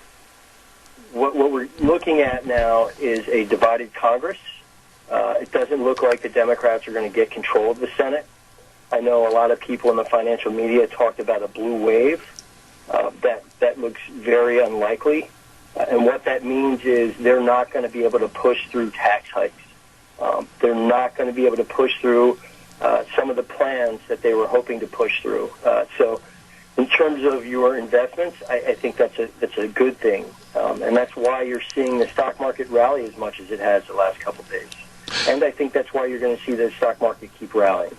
Yeah, but Scott, I don't mean to arbitrate with you because I'm absolutely on your side. But we are looking, and I'm looking at it with great trepidations, as to some of these Senate seats that I thought were solidified. They're kind of iffy still. They are. It's still, even if, let's say, the Democrats wound up with 51 Senate seats for some reason, there is still getting over, they have to get 60 to get a bill passed on the floor. They have to get 60 votes, to end the process, the voting, the word is escaping me at the moment. But they need to get 60 votes to get a cloture-proof Senate. Mm-hmm. They can end debate on the floor to go to a vote. And unless they get rid of those rules, which looks unlikely, everything will be fine. But right now, the way it's looking, I've talked to some buddies of mine at some different D.C. policy places, and they're very convinced that the Republicans are going to remain in control of the Senate. Let me ask you about something you mentioned a moment ago, and I'm glad you did because I was going to throw it at you. The Democrats and the media. I'm just going to hang this onus on the media, and I'm part of the media, and I'm going to condemn my own workforce. I think they were so left-leaning, and they were so biased, and the polls were so wrong, I think on purpose, to show the public that there was going to be this great big blue wave. I think it was the biggest phony false front building the West has ever seen. Am I wrong, or do you agree with me? I agree with you. I think that's the case. I think we were sold a bill of goods, and I think there would be a lot of really upset people out there because they were so convinced by the media that Trump had no shot, that if Trump pulls this out, they're going to feel betrayed. With that betrayal, I'm really going to have an attitude of trust but verify, and I don't trust the Democrats, so I am going to verify. But when it comes to energy, I'm going to tell you right now, Scott, I'm very concerned, and I'm going to keep a daily chart starting today with the national average of fuel. Now for gasoline, the national average is $2.12 a gallon. And with the likes of Kamala Harris and the absolute idiocy of Alexandria Ocasio-Cortez possibly be named as an energy czar, I'm afraid the bottom's going to fall out. What are your thoughts? Yeah, so that is very interesting. There are a couple of things that could happen here that would be concerning for energy. So one of the things is we go back to the Paris Climate Accord, and what that would mean is going after emissions. So that would go after a lot of fossil fuel burning, and that would try to push things more in a green energy direction. So that would mean less consumption of oil and gas. And what that would do is that would mean there's more supply. And as supply swells, that would push prices down. Another thing that we need to consider is our relationship with Iran. The Democrats seem to be leaning in the direction that they want to go back to the nuclear accord with Iran, something Trump walked away from. That would also mean more oil supply hits the market, because right now a lot of that Iranian oil supply is shut out of the market. We're talking about serious amounts of oil. That would, again, drive prices of oil down. And then the other big thing I think we need to talk about is fracking. And Biden said going into the election, he made the comment during the second debate that he would ban fracking, but then he went back and said, I wouldn't ban fracking. Okay, so maybe not. But where we would be concerned is that fracking would wind up getting shut down in sort of a death by 1,000 cuts scenario. I don't think by that is they would start putting in fines and regulations that would make it super costly for the people who are doing this right now to keep doing it. And it would get to the point where they would basically throw their hands up in the air and give up and walk away. Yeah. That would be a big problem because there are a lot of people employed by the fracking industry. When you stop and look at this, Scott, and to my engineer, Sean, I've got a little feedback here. Please help me on that. When you stop and look at the idiocy, and that's what it is, and the incompetency of the left, and their touting of green energy, and they're making statements like by 2025 or 2035, etc., have they ever sat down and analyzed the transitional costs, like even in agriculture, the costs of making all the farms and the ranchers and everybody have to transition from fuel engines to maybe battery engines on combines and tractors that would never work? No, exactly. So we have an economy that is based on fossil fuels, right? And it's been done like this for a long time. What's interesting to me is, there's the Chamber of Commerce, which is sort of a left-wing institution, They did a big study on what a fracking ban would do to the economy. The energy industry makes up about 10% of national economic output, or GDP. And they said it would be catastrophic to the U.S. economy if we banned fracking. They're talking about, and they did it based on it being shut down, put in place, a ban being put in place in 2021, going to 2025. Hold on a second, Scott, wait a minute, listen to me. Scott, just a minute, please. We're having a real hard time with the connection, and you're going to have to really hold that phone perfectly still because it's you're moving or something. We're losing a lot of what you're saying, so hold it perfectly still, please. Yeah. Okay. So, do you want me to back up to the Chamber of Commerce? Yeah, please, and hold that phone still, whatever you do. Thank you. Okay. So, again, the Chamber of Commerce, which tends to be a left-wing institution, the Global Energy Institute, they did a study on the impact of a national fracking ban. And they did this assumption based on going in place in 2021, next year, and going to 2025. And they said it would be catastrophic to the U.S. economy. They're talking about natural gas prices going up by as much as 324%. So think about what that would do to your energy bill at your house, and how much that would take money out of your pocketbook, your checking account. The other thing is they're saying oil prices could wind up more than doubling. Think about what that means for gas prices at the pump. Not to mention, I believe they were talking about something like 19.1 million jobs being lost nationally. Think about what that's going to do to your national income.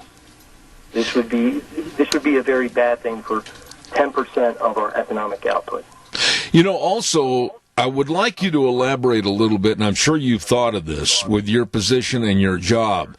There's a segment of our society of which I fall into, and that's senior citizens. They cannot absorb all these drastic and dramatic increases and maintain their mortgage or their rent or their food or their medication or their health insurance, etc. This is absolutely a death wish for our seniors. That is correct. Again, we're talking about over, I think it's 5 years, $1.9 trillion could be lost in revenues at the federal, state, and local levels. And so, and that winds up being something about like $7.1 trillion in GDP loss. So where are they going to get that money? They're going to have to find that money somewhere. And eventually that's going to lead them to have to push for more taxes. What do you think? Seniors, that's horrible. If you're on a fixed income and all of a sudden your costs are skyrocketing, that's a big problem.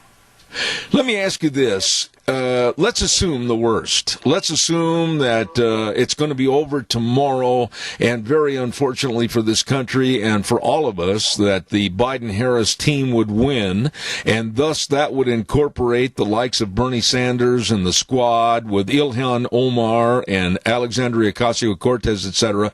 What do we do then to fight back and try to remain somewhat economically viable? They're going to take everything away from us, and I see a total demise of this country. Yeah, so, obviously the easiest way to go about it is for us in 2 years is to show up and vote. If you don't do that, that's the easiest way to change things.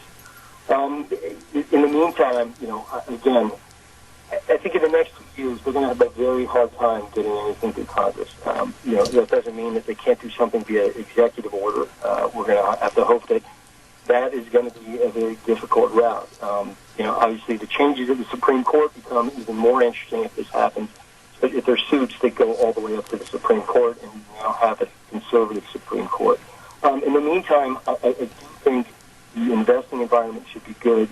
People that can invest in stable bonds, fixed income, they should continue to see the returns coming through. And I think, again, I don't think this is in the next 2 years concern as much as if we see at the midterms, if we see the Democrats gain momentum, then I would be much more worried. That is when things would be an issue. Absolutely. Scott, we've got a caller with a question for you. Stand by. Caller, quickly, you're on the air. Go ahead, please. Well, I was hoping that the people would show up and vote, and they did. They came out and for right and good like there was no tomorrow. may never know exactly how many because of the deception or the shenanigans going on in Michigan or elsewhere. And so you say, well, we got to get out and vote again. Well, I was hoping that we had done our job, and I felt we did. I feel like we're being robbed of this election. And you say, well, how do we ever get some truth and right? After 2 more years of Biden-Harris and a House led by Pelosi and maybe a gutless wonder called McConnell, how do we fight back? We come out and vote, more of us, will we wake up enough to change things in 2 years?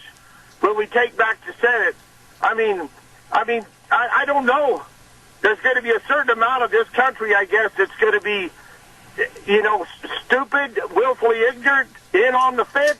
You can't even imagine how anybody voted for who we got if we do get them. I'll hang up. Respond to the caller, please, Scott, if you would. Yeah, it's I think we have to win the fight. It happens on a local level too, and this is very important. And things like the education system, and making sure students are learning everything. They're learning the whole truth about the way, instead of being influenced by people that are very liberal leaning. I mean, these things all add up, and they play out over time. Absolutely. Scott, I wish you the best. I thank you for coming on the program this morning. I'll keep your name on file and your number and have you back. The editor of Stansberry Newswire and the Stansberry Newswire Premium, Scott Garlitz. God bless you, man. Thanks so much for being on the show. Thanks for having me, sir. All right, sir. Very interesting conversation about what his thoughts are. Watch out for the Democrats. Watch out for what they're going to do to try to take energy and raise the flag higher and higher on price. All of these things are a great big concern. Right now, we're going to go to the weather. And then after the weather forecast, I'd like you to call me and talk to me about this. I'm just going to give you a little preview. I got a little extra time here this morning. I want you to think about these topics and tell me how much you think it's going to change with the possibility of a Biden-Harris ticket. Think about this.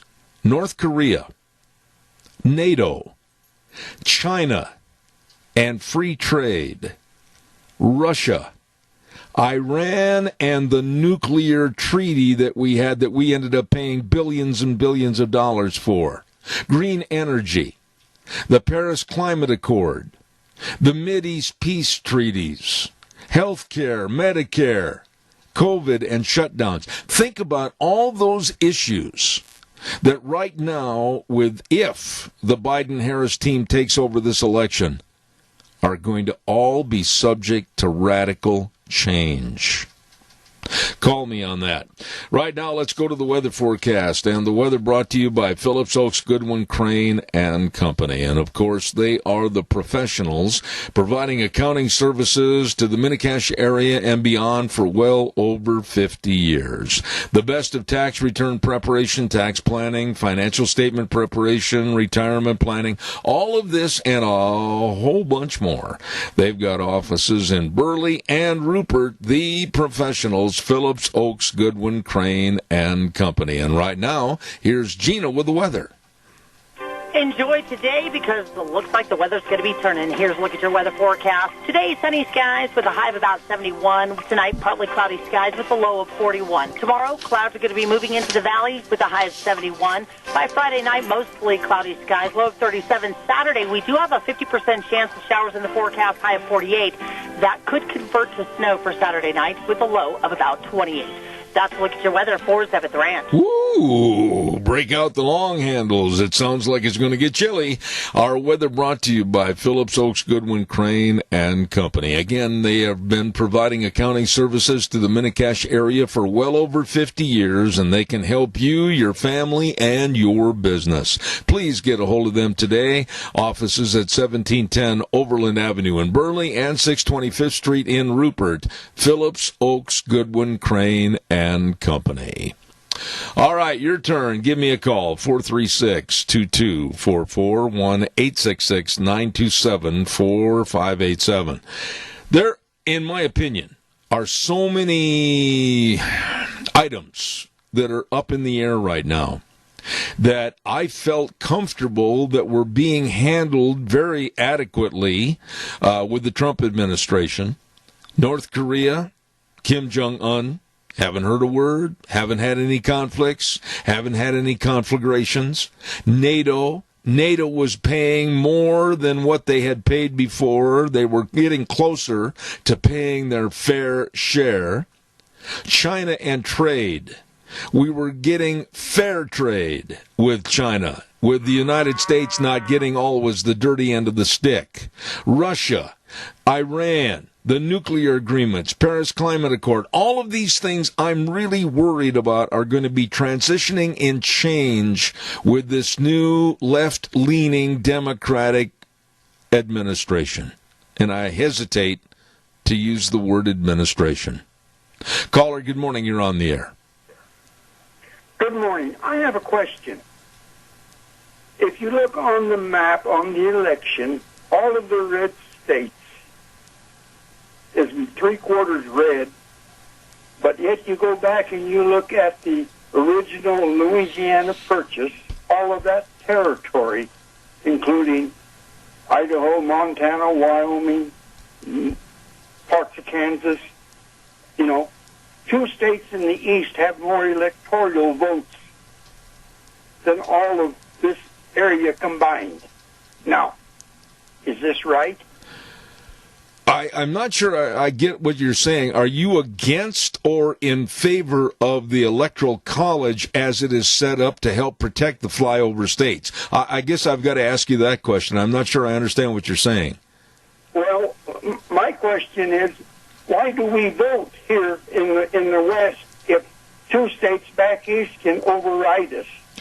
Like, say, for instance, Florida and Pennsylvania have more electoral votes than all of Idaho, Montana, Wyoming, North and South Dakota, Nebraska. 2 states can override all of us. Well, look at it from the viewpoint.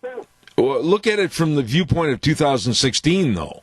If it weren't for having the Electoral College, we would have been stuck with Hillary Clinton. Thank God we had the Electoral College, which gives a discerning, equal apportionment of value to each and every state. I do not want to be controlled by the population of New York City. I do not want to be told what to do by the population of Chicago or L.A. or San Francisco, the major populous points of our country. That's why I am absolutely adamant that we need to maintain the voting with the Electoral College and also the personal vote of every state.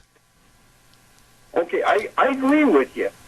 But if 2 states can override all of the Northwest, why do we vote then? I mean, let's look at it on our standpoint. Like, well, I voted correct as far as I'm concerned. But anyway, I got thinking about this. Your question about your vote and the states and the power of the states, etc. I am going to get an expert on the air this next week. I'm trying to remember his name. He has written a book recently in the last 8-9 months. I had him on the program once. I think it was back in March or April to decide and discern how to explain that. And if you don't mind me kind of passing the buck, I'm going to have him on the air next week so we can talk about that. How's that? Oh, that's wonderful. Man, there's no problem. I listen to you all the time, and you are wise, and you have a lot of listeners that call in and are wise. Well, you are one of them. I got another question. Uh-oh. This is probably a little before your time, but your listeners, do you remember the Dewey and what was it, Truman election? Yes. Dewey was up accepting the nomination for the presidency. Well, he was a Republican, but he didn't get it. I mean, I think they were counting the chickens before the eggs were hatched. Well, let me ask you this question. I'm going to return the favor right back to you because you're a sharp man and I enjoy having you on the air.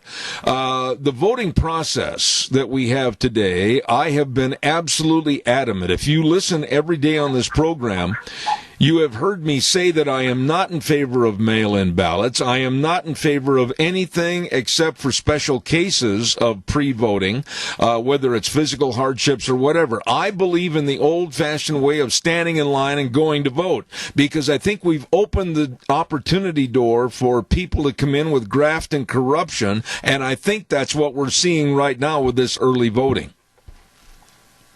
I agree with you. I'm with you there. But I voted early because of my health conditions. I got you by quite a few years in age, but that's irrelevant. But anyway, I thank you for your time, and have a good day, and I hope your wife gets better real quick. Thank you. I got to ask you one question. What kind of a dog is that in the background? I have 2 Chihuahuas. What are their names? They're carrying on quite a conversation. One is Heidi and the other is Liz. Okay. God bless you, sir. Thank you so much. Hey, thanks, Jeff. You bet. Thank you. Nice man right there. And, a lot of people have questions about our voting. A lot of people have questions about what counts, what doesn't, what overrides, what isn't getting heard, what's not being listened to, etc. And Jonathan Turley from back east, I had a note here a couple of weeks ago to where he may be available to come on my program and discuss this, and I don't think anybody would be able to discuss it and discern it better than he can. He teaches it, as a matter of fact, every day. So I'm going to try. Deanne, would you make a note on that and please put it on my desk? I'll try to get that set up in the next couple of days. We've got to tell everybody if they're hungry and starving to death, we know some great places to go. How about the AC Drive-In at 601 East Main in Burley? They've got a whole bunch of kids' meals, the chicken nuggets and the half small fry and the 12-ounce drink, and they've got all the corn dogs and the cheeseburgers and everything, along with the famous Farmer Brown burgers, and they've got the eggnog and pumpkin shakes. Oh, you're going to love those pumpkin shakes. They are good. All of this and more at the AC Drive-In, 601 East Main in Burley. Well, let's move on over to Taco Bandito, 2301 Overland in Burley. Oh, they've got those pumpkin empanadas. They are delicious. You ought to stop in there for coffee in the morning and try one of those breakfast burritos, scrambled eggs, bacon, sausage, cheese, onions, tomato sauce on a tortilla shell. What a way to start the day at Taco Bandito, 2301 Overland in Burley. Let's move over now to 2 locations of Burgers, etc. 124 South Oneida in Rupert and 700 Overland in Burley. My goodness sakes, corn dogs and burritos, only $1.29. Are you kidding me? Holy moly. And the people at both locations of Burgers, etc., so very nice. Serving you all that delicious food. They're open every day. You be sure and stop in to Burgers, etc., in Rupert and Burley. And last but not least, let's head on over to Steve-O's, 290 South, 600 West of Heyburn. Food made the way you love it. Oh, they've got the steaks, the tender fillets and the ribeyes and the tasty sirloins, and they've got all kinds of great menu choices. You just don't want to miss it. This is the place to go with your friends, family, and neighbors. A great place for supper when you don't want to cook. Steve-O's, 290 South, 600 West of Heyburn, and those are some great places to go if you're hungry and starving to death. Right now, we're going to send it back over to Sean at our main studio and come back with Cassia County School Days in just a few moments. Don't you go away.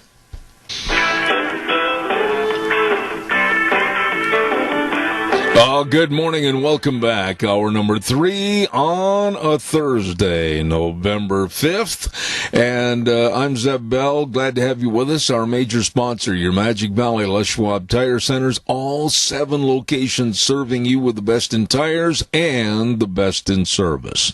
And don't forget, too, Burley Physical Therapy and Rehabilitation at 1263 Bennett Avenue, Suite 2 in Burley, helping you get back to being you. Want to remind you, too, about our friends over at Lee's Furniture, Floors, and More. They're having a great big harvest sale. My goodness, they do this every year, and boy, can you save money and get the best of furniture and mattresses and dining room sets and recliners. Wow. No money down, no interest, up to 48 months on approved credit. You'd better get in there today. I'm talking about, and listen to this, Simmons Beauty Rest mattresses, 50% off. Oh, my. And window coverings, 40% off. What are you waiting for? Start the pickup and head for 459 Overland in Burley. And that's, of course, Lee's Furniture, Floors, and More for their great big harvest sale. Sean, I don't know why, but we've got all of a sudden, started last hour, a little bit of like line hum and different sound on the line. If you could check the gauges over there, the fuel gauge, oil gauge, whatever, see what's going on, I'd sure appreciate it, and we'll talk after the program. But also, while I get just an opportunity here, I want to mention our dear friends, the Bennett Boys Auction Service. They're going to have another ripping good sale coming up this Saturday, November 7th, starting at 10 o'clock in the morning at Kimberly. And here's the address, 3225 East, 3600 North of Kimberly, the Marvin Sears Estate Sale. And look for all the signs. They're going to have lunch by the Cook Shack. Sale starts at 10 o'clock, and they're going to have vehicles, and they're going to have antiques and collectibles, shop tools, lawn and garden items, all kinds of miscellaneous. You don't want to miss the Marvin Sears Estate Sale this Saturday, November 7th at 10 o'clock in Kimberly, located at 3225 East, 3600 North, managed by the Bennett Boys Auction Service. No sale too big, no sale too small. The Bennett Boys, they sell them all. Right now, let's go to the phone line. And with us, and we're very fortunate to have this gentleman take some time out of his busy schedule to come on the show this morning, Dr. James Shank, the Superintendent of Schools for Cassia County. Good morning, Dr. Shank. How are you? I'm doing great, Zeb. How are you doing? Well, hanging in, hanging on, just like the cat at the end of the rope, but I'm so glad you're on the program this morning. Every week I have Cassia County School Days. I'm always a little bit tentative about what might be changing thanks to the COVID-19. Any updates that you have? Well, Zeb, there's no updates as far as our school model goes. I'm going to say this because I think people need to know, but it's kind of a celebration every time we finish a week, and we're, at 3 o'clock we'll finish our 11th week of consistent schooling in the district, and we've been able to offer full activity participation for kids, all at the same time where we're following the governor's orders and what it is that the state board would like us to do in South Central Public Health. So we're pretty happy that we've been able to complete 11 weeks of 4-day school week very consistently. So that's a great news piece. And as far as any of the changes with Stage 3, we're holding the course. We're in school.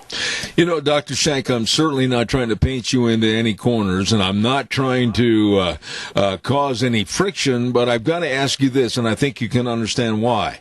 I have been against the closures of other school districts. I don't think the kids are getting their education. I don't think you can come even close to getting a proper education online. And for you to stay open now, like you said, 11 weeks, I commend you and I salute you, because I don't think online learning, according to even my own grandsons, is going to be sufficient. Yeah, we looked at our soft closure and what occurred while we weren't in session, while we weren't doing face-to-face last spring, and it was pretty early on that we could tell that we were not getting the results in our district that we wanted. And so watching that, just observing, we determined back in May, early June, that we would be in school unless we were told that we couldn't be. And that would be like a governor's order or something like that. And we've tried to be as consistent with being open, because we believe, and we think the data supports this, that face-to-face learning is the most effective way to learn. You know, Dr. We've done everything we can to do that. Absolutely. I didn't mean to interrupt you, but we have a slight delay. The one thing I'd like to mention and have you respond to is that knowing kids and being around kids, and especially my grandsons and everything, kids need to be with other kids. Kids need to respond to other kids' questions. They need to respond to the answers that are given to their peers. And that's all a part of a good educational background. It is. You're right on. And schooling is more than academics. We all know this. There are lots of things to be learned about our society by having relationships with our peers, by having relationships with lots of different people, how it is that we engage our individual talents and abilities around our peers and within our society is an important aspect to learning. And some of that obviously is impossible to do in front of a computer screen. Very, very difficult to have that type of thing. And I think one thing we've learned too is the limits of the technology. It's a great thing. It facilitates things, but there are limits. And face-to-face instruction is very, very important. You know, Dr. Shank, it goes without saying that there's more than just K through 12. There's also the special classes for special education. And I wonder, with all the shutdowns and the lockdowns and the in-school or out-of-school, regardless of the school district, I would imagine that special education has really taken a hit. Oh, there's no question. Last spring was very, very difficult for kids to get specialized instruction at home because the experts on how to teach those kids are special education teachers and those service providers. It's just an incredible struggle to do that through a computer screen. And so that's another thing that we celebrate. We've been able to be consistently open for 11 weeks, and so our special education students are receiving those services every day, each week, 4 days a week. So we're pretty happy about that. We're able to do that. You know, when it comes to the Cassia County school system and the other districts, not only here in Magic Valley but statewide, how are you stacking up, and what kind of information is shared between districts? Well, we're not. We meet as a region in the Magic Valley region every other week, and we go over what others are doing. We listen. We take that information, and but we're not necessarily like other districts. I think it's pretty clear that we have schools in 5 different communities. We have 4 athletic competitive high schools, an alternative school, and a regional technical center. So we're different, and so some of those decisions that others are having to make aren't necessarily reflective of what it is that we need to do here in Cassia. We like to look at all of our individual schools, all of our individual communities, and operate in a context of what's best for the students in each of our communities, as well as what's best for the entire district. So we try to balance all of those things. And in the end, where the fulcrum sits is what's best for those kids, and we think what's best for them is to be in school.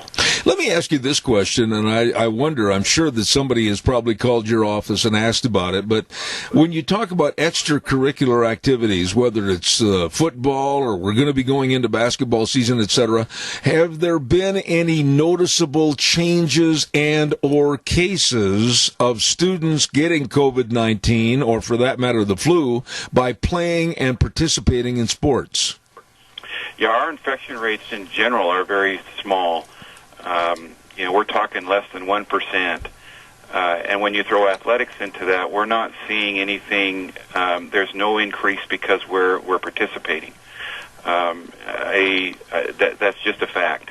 Football did not cause anything that we can point to. Attendance at those games have not caused anything that we can point to.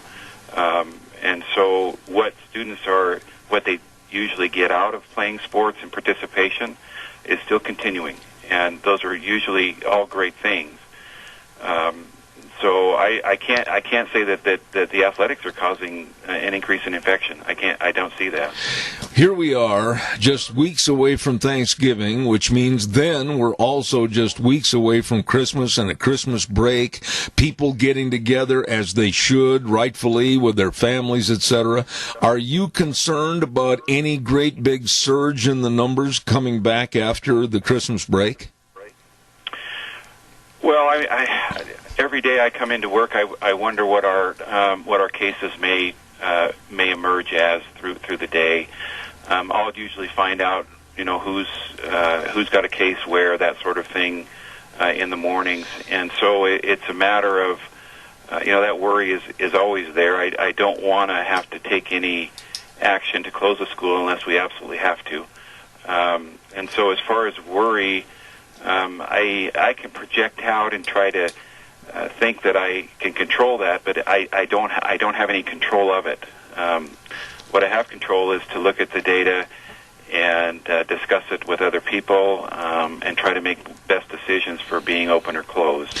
And so right now, when I look at the data, I'm saying I think it's best that we stay open. Absolutely. And that would include after the holidays. Absolutely.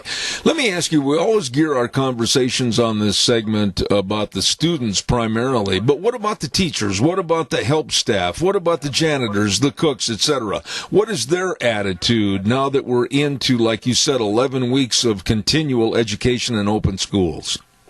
That's a great point, and we obviously can't be open without our staff. I mean, there's no question, and they're doing a great job. They come in, they have good attitudes, they want to be in school. At least that's what they're telling us.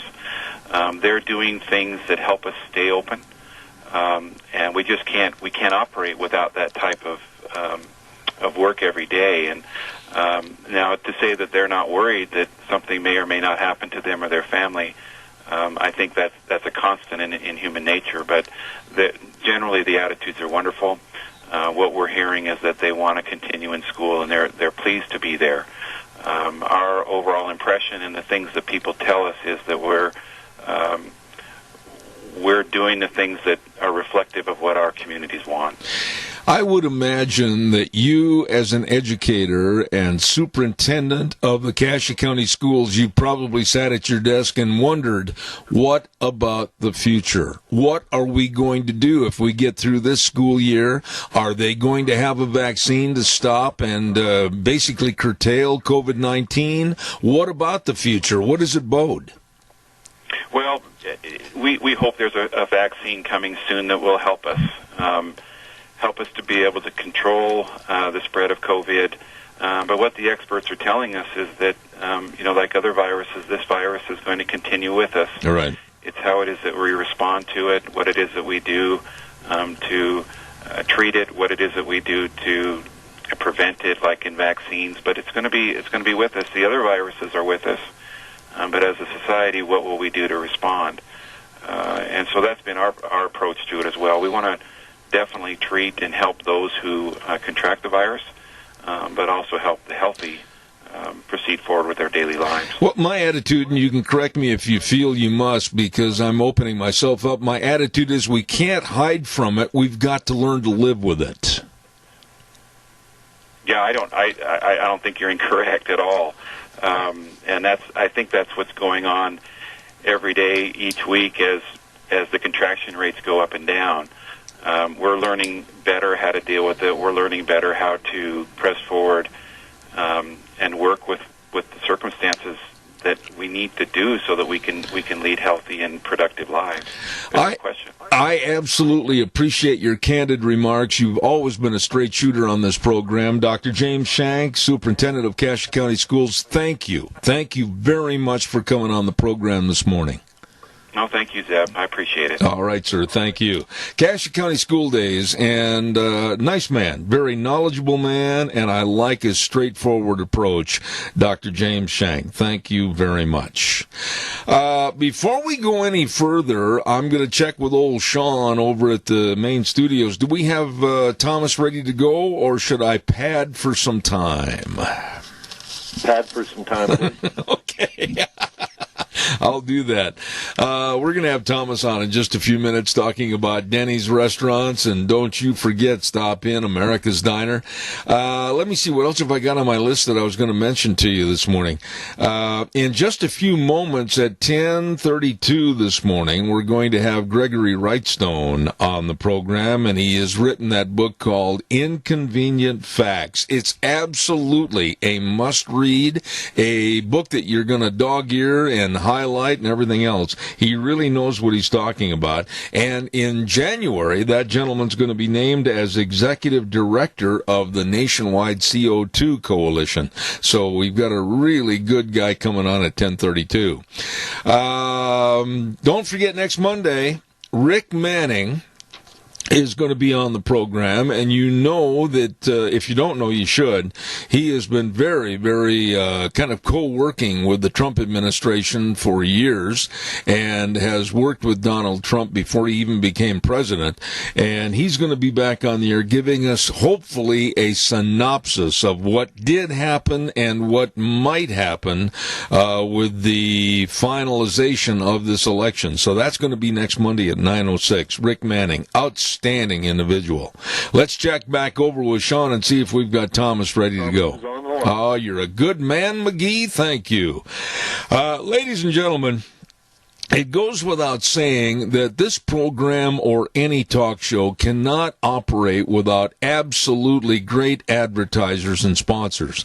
And this man that I'm about ready to introduce has been so helpful to my program, and he's been so cordial, and he runs a really good restaurant. And I'm talking about America's Diner, Denny's Restaurant, and Thomas. Good morning, Thomas. How are you?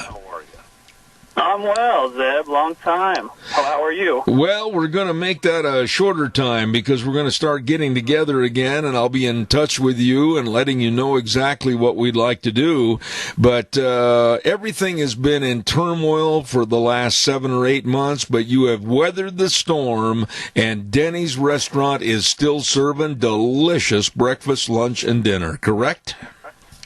That is correct. We aren't going anywhere. We are here to stay. You know, tell us a little bit. Have there been some menu changes? Have there been some different choice changes? Bring us up to speed as to what's going on.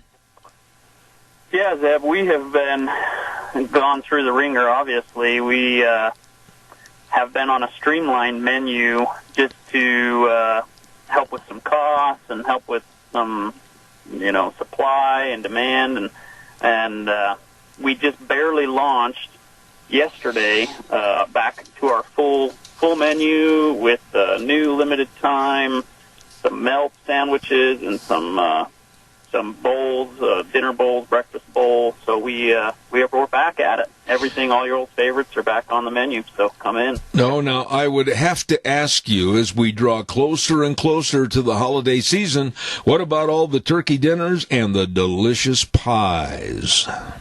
Yes, sir, they are there. The dinner, like I said, that somebody was in 2 days ago asking me about my turkey dinner, and I said, wait one more day, it's here. It is here, and we've got all the specialty pies and the seasonal pumpkin and pecan pancake pies. Ooh, you said pecan. I think I'm going to be there in about 15 minutes. I love that pie. Are there any special times that people need to know about your opening, your closings, everything at America's Diner, Denny's Restaurant? Bring us up to speed as to what you're doing as far as serving the public. Yeah, Zeb, if you remember, we actually, for years, been 24/7, right. And finally had received authorization from corporate just before COVID that we were authorized to close down on our weekday nights overnight just because we really don't have much going on in the small town of Burley. Twin Falls, we're still planning on getting back to 24/7, but Burley, in the end, plan to just be 24 hours on Friday and Saturday night.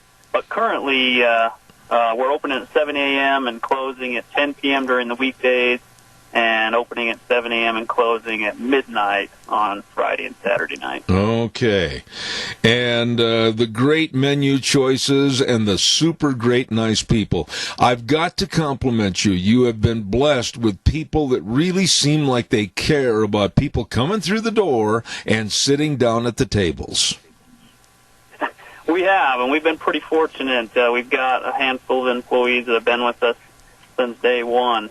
We do have a lot of new employees, and we're continually pushing and trying to train and help them recognize that we're in a time now where we've never seen restaurants closing like we are right now in the country, in the history of the country. And so we are meeting tonight and going over trainings and trying to make sure people our staff are aware that our due diligence is to take care of the guests and invite them to come back and thank them for coming. We really are grateful for those that come in and want them to understand that. Let me ask you, there's food and menu choices for everyone, every age, for whatever they want to enjoy. But what about the older folks that maybe can't eat the bigger portions? Do you have a special 55-plus menu? We do. If you on this new core menu that we just received on the very back, we have a 55 menu, and it's got breakfast, lunch, and dinner options. They're discounted all the time and portioned accordingly, and really are a great bang for your buck. You know, I would imagine, and I'm certainly not trying to invoke any kind of concern or worry on your part, but I would imagine being in the restaurant business for the last 8 months has absolutely turned you into where you want to pull your hair out. Well, it's made us stronger, I think. In the end, regardless, we're grateful for the things we learn as we go. But no, it hasn't been easy. But like I said, I look at the industry, I look around us, and I think we're pretty fortunate to be where we're at right now, and seeing the people come back and support us like they have. We put in some screen dividers to kind of help with privacy and containment, you know what I mean? And we've had a lot of good feedback about that. We're grateful for those that have come up and let us know that they're happy to see we're trying to do what we can to do what's right and best for them. I tell you what, Thomas, any final thoughts before I let you go as we gaze off into the calendar for Thanksgiving, Christmas, and the New Year? Give us kind of a little short spiel about Denny's Restaurants, America's Diner. Yeah, come in. We'll be here Christmas, Thanksgiving. We always are surprised how many come in and see us and thank us for being open. And we're going to be here. Be patient with us as we continue to adapt and try to meet the needs of our guests. But our goal is to make it worth your while and make it so you want to come back and come see us regularly. You're a great guy. We really appreciate Thomas and the whole staff at Denny's Restaurant, 611 North Overland in Burley and 291 Pole Line Road in Twin Falls. It's true. They are America's Diner. Thomas, God bless you, man. Thanks so much. Yeah, thanks. You too, Jeff. All right, sir. Great guy. I mean, just absolutely a great guy. He takes the time and the effort to go around and shake hands with everybody at the lunch bunch and see how they're doing and everything. Just a super great individual. Your home is one place where everything should be perfect, including your air. Ramsey Heating and Electric helps you achieve the perfect air you deserve with reliable, groundbreaking, award-winning Lennox products. Call Ramsey Heating and Electric and see how you can get a Lennox home comfort system that'll improve your health and your mood. It doesn't get any more perfect than that. Call them at 678-0459 or go online, ramseysonline.com. Conditions apply. See dealer for details.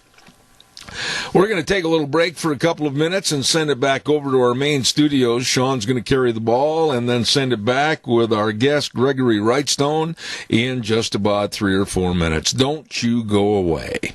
And now, back to Zeb at the Ranch on AM 1230 KBAR. To reach Zeb, call 436-2244 or toll free 1-866-927-4587.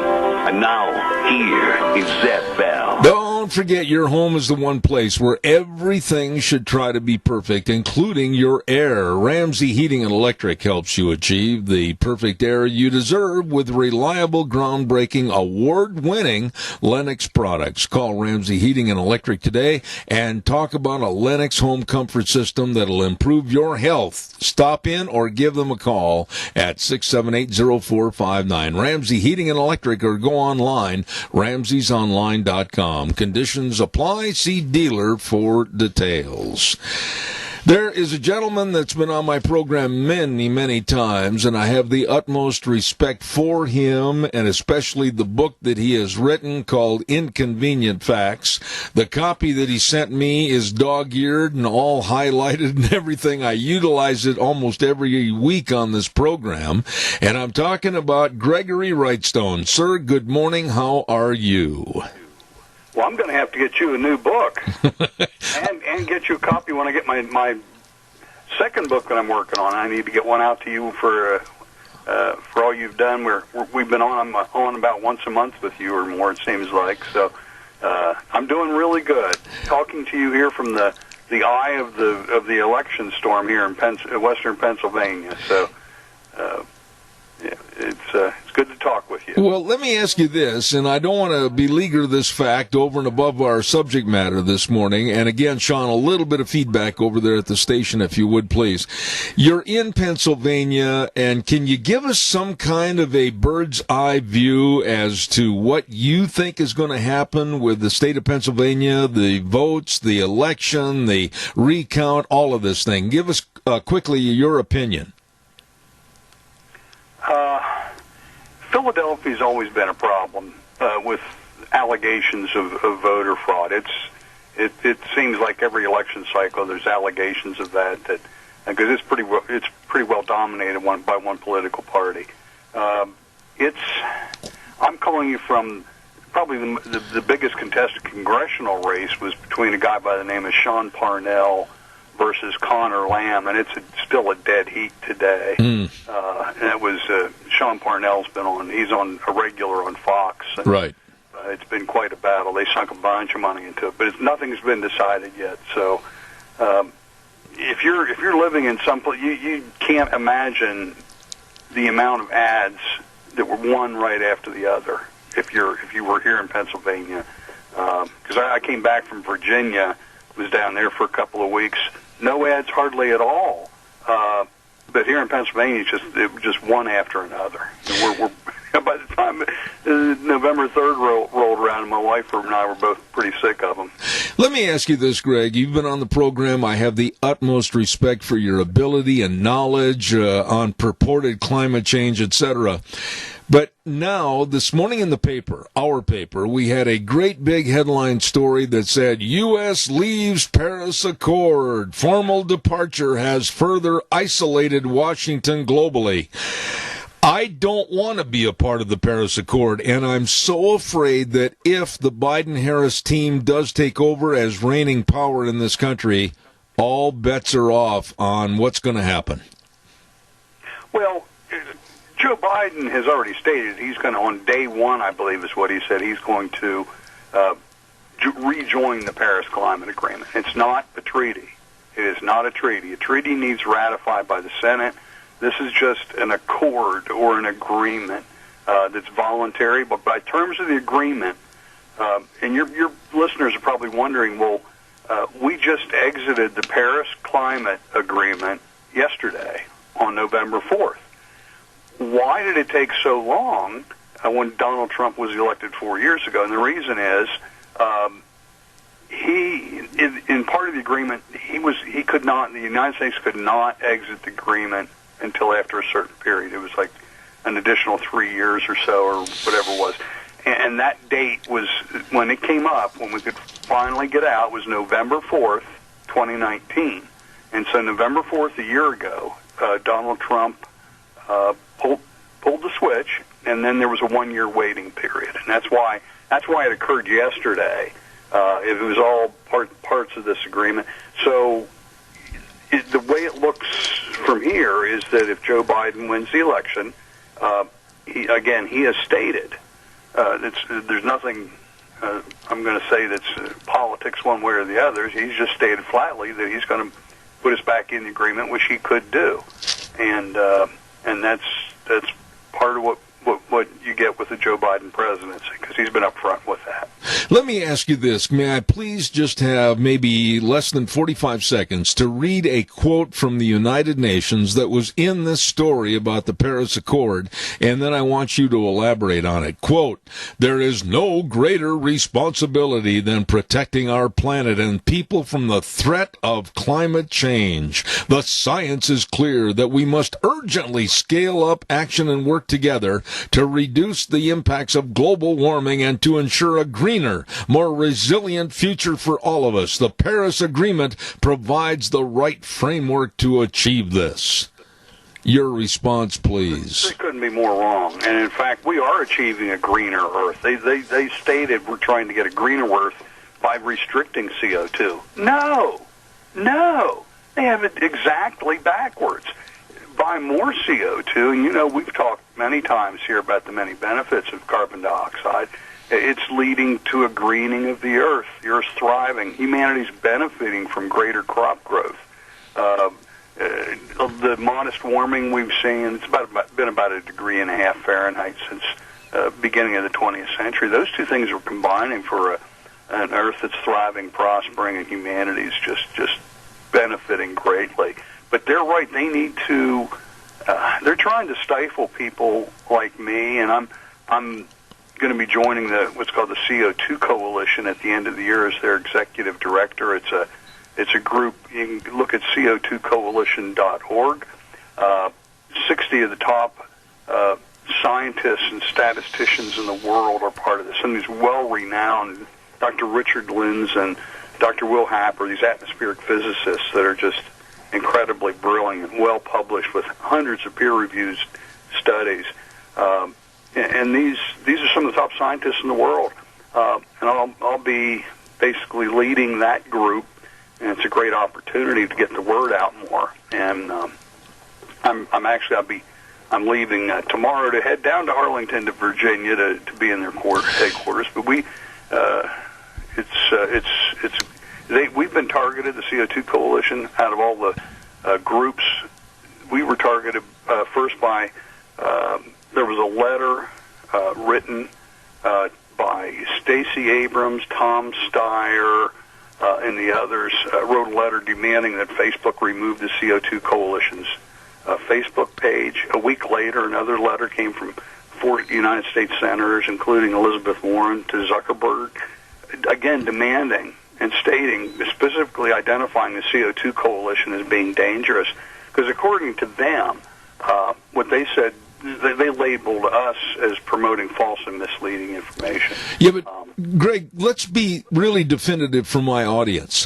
What does the CO2 Coalition, what are you trying to attempt? What are you trying to do to educate the people? What points of interest are you trying to bring out so that they can understand with education what's really going on? Well, we want to promote the benefits of CO2. CO2 is carbon dioxide, and it's the thing that the Green New Deal is targeting. Yep. The whole premise of the Green New Deal, the possibility of spending $100 trillion to institute their policies to drive up energy costs, is because they hate CO2. They're telling everybody that CO2 is the demon molecule, and it's going to kill us all and cause the Earth to be decimated, and all these catastrophes because of CO2. Our science and our facts and our scientists, top scientists in the world, we see a huge benefit of increasing CO2. And rather than reining it in, I'm okay with more CO2 in the atmosphere, because we're not seeing any really detrimental effects from it, but rather, again, an Earth that's thriving and prospering because of this benefits. And we want to make sure we get that out there, that we provide the science, the facts, and the data to go against the UN and Al Gore and Greta Thunberg and all the rest. Their viewpoint is not science and fact based, and so we want to confront that with a rational, calm, not catastrophic argument, arguing for this again, an Earth that's thriving and prospering. You know, though, when you use the words rational and calm, I find it very difficult to maintain that type of composure in a world where the left is trying to censor and shut up and ban people that have opposing viewpoints. Oh, exactly. Well, the Senate, and Senator Ted Cruz was one of the leaders of this, had a hearing just last week. Your listeners probably heard of it or saw it, and the focus of that hearing was going to be on our group, the CO2 Coalition, and the targeting by Facebook and Twitter and the other social media people against our group and trying to stifle our voice. But then the Joe Biden, Hunter Biden thing blew up with the Twitter, and it really took center stage of this hearing. But again, before that blew up, we were going to be the focus, which is kind of crazy. And I was LinkedIn, the social media LinkedIn that people use for business. I've got many thousands of connections on there, and I tend to post factual, science-based information nearly on a daily basis, and I got suspended. They kicked me off, threatened to permanently delete my account, and it was because I dared to post a chart of 60 years of polar bear population history. And they said it was false and misleading. Well, it wasn't false. It wasn't misleading. It was science, and it was well-sourced, well-referenced, and it was a chart by Susan Crockford, one of the top polar bear scientists in the world. In fact, I think you may have had her on your show. I did. Before, and if not, I did. can arrange that to have her on to talk with you. No, I did, and I compliment you. What I did was I appealed it, and they said, nope. And I figured, well, no matter what I give them, they're not going to be agreeable.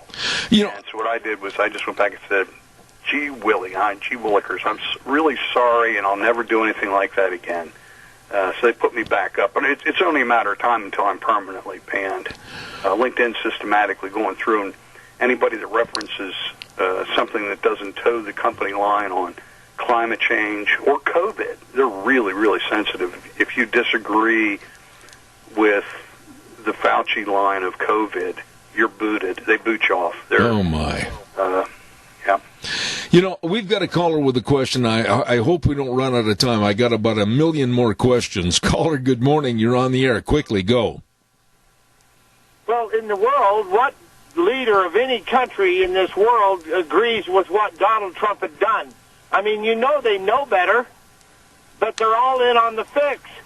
I mean, how is it that you ever solve this problem when you're up against the entire world leadership and the ruling elite, and they want to ram this down our throat?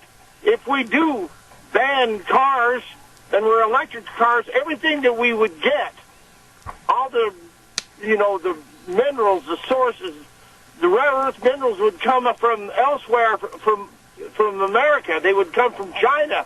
We'd be back to importing everything again, and we would be over a barrel again. I'll hang on. Yeah, you're right about that. We alone across the world are fighting back against this. Well, I say, President Trump has been. He's been in the final chapter in the summary of my book, which Zeb, is the title of it was The Benefits of Principled Inaction. Mm-hmm. And by that I meant that we have to have the courage to do nothing. Because we don't, what the Green New Deal and these other the renewable energy, I call them solutions in search of a problem. Again, if increasing CO2 is not leading to catastrophic consequences, but rather is leading to the many benefits that I see, there is no problem to solve. And what we're doing is just going to be very harmful by doing something. I'm talking about the Green New Deal or similar things to that. Incredibly economically harmful, stifle the economy we have. It'd be a COVID-19 type lockdown with shutting down the industry. That's what they're going to need to do to get carbon dioxide reduction. You know, Greg, this sounds like a very simplistic question, but really think about it and give me your answer. I'm almost out of time. But when you talk about these people that are so afraid that you might have a factual post on polar bears, really about the numbers, etc., or CO2 emissions, and really the value of CO2 in our society, what are these people so afraid of that they have to stymie, stop, and censor everything that you're trying to tell people? Well, and then I get that question a lot, and I'm not sure what the answer is. Well, you're asking me why are they doing it, or basically why are they lying to us? And they are. Not lying that climate change is not happening. Of course it is. And not that CO2 is not increasing. Of course it is, thankfully. I don't know. I think you've asked me that question before, and I always turn it around to you. And I tell you, if you're asking me why they're doing it, you, Zeb, and every one of your listeners are just as qualified as I am to make that call as to why they're doing it. I can give you the science, the facts, and the data that says this is what they're telling you, and this is why it's wrong. But to look in their hearts and to see what motivates them, again, every single one of your listeners is just as qualified as I am to make that call. I can make the answer. Like capitalism or whatever. There's a number of things we can come up with. Yeah. I could make the answer in a 7-letter word, and you might not agree with me. That 7-letter word is control. You control the masses when you control energy and everything else related to it. Yeah. Let me leave you and your listeners with my philosophy, and I think I've told you this before. My philosophy in terms of climate change and Green New Deal is that we should use all of God's creation for the betterment of mankind and do it as good stewards. Absolutely. Bam. Absolutely. Man, I wished I had another hour to talk to you. You're always a breath of fresh air. I appreciate everything you do. The author of Inconvenient Facts and soon to be the executive director of CO2 Coalition, Gregory Wrightstone. God bless you, man. Come back soon. Thank you, Zeb. Always appreciate it. Thank you. We got to have more of him on the air. It's been quite some time since he's been on, and I will make arrangements, especially after January, to keep him on my program. I want to remind you about a great place to go eat. Oh, this is a great place to go eat. I'm talking about Edith's Cafe at 144 East Highway 81 in Burley, right across from the golf course. You know where it is. You know that everybody's bragging about it. You know that whether it's burgers all the way to steaks, you're going to get the best of meals and lots of it. Oh, my goodness. They're open Tuesday through Thursday, 11 to 8, Fridays and Saturdays, 11 to 9. They do catering. I mean, what are you waiting for? I'm drooling over the microphone just thinking about it. Edith's Cafe, and they're located at 144 East Highway 81 in Burley. The number to call, 878-2248. Caller, I'll tell you what, I'm really running late. I've got to get a weather forecast on here real quick. And the weather brought to you by Scarrows Meats, 331 North Road, Jerome. And you can go to their website, scarrowsmeats.com, and check out all the delicious meats available through Scarrows Meats. Hams and turkeys and tri-tips and sausages and bacon and oh my goodness, the list goes on and on. Be sure and get a hold of them. Scarrows Meats, 324-7657. Right now, here's Gina with the weather. Enjoy today because it looks like the weather's going to be turning. Here's a look at your weather forecast. Today, sunny skies with a high of about 71. Tonight, partly cloudy skies with a low of 41. Tomorrow, clouds are going to be moving into the valley with a high of 71. By Friday night, mostly cloudy skies, low of 37. Saturday, we do have a 50% chance of showers in the forecast, high of 48. That could convert to snow for Saturday night with a low of about 28. That's a look at your weather for 7th rain. I appreciate it, Gina. Thank you very much. And the weather brought to you by Don Scarrow and the crew at Scarrows Meats, 331 North Road, Jerome, 324-7657. They are changing the way we eat, one delicious bite at a time. Caller, I've got exactly 1 minute. Real fast. Go.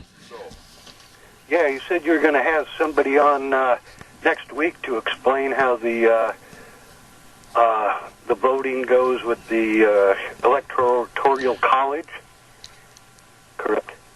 Yeah, I'm going to work on that. I'm going to do my best to get that gentleman that has written a book that I have here on my desk regarding that. I'm going to call and see if he's available. I'll do my best, I promise.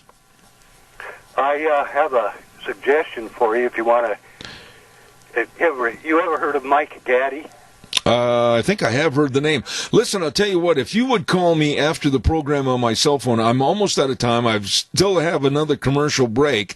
Call me, let me know, and I'll try to contact those people, okay?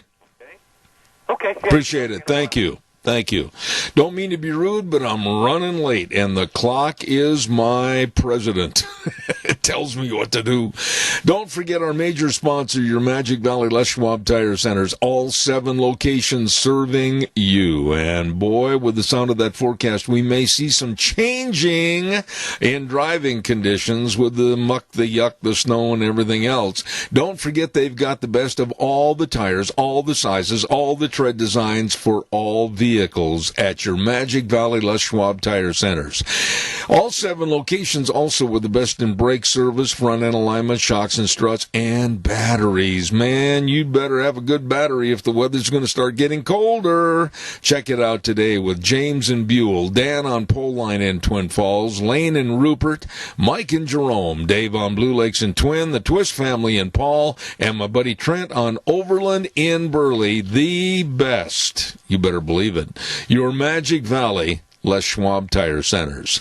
Holy cow, the hour's done. I'm out of here for the week. I'll be back next Monday at 8:06 with more on Zeb at the Ranch. We appreciate you as listeners. Thank you so very much. The way things were are the way things ought to be. And the 4 words that mean the most to me, in God we trust. Have a really nice weekend. Stay safe. God bless. We'll see you Monday at 8:06.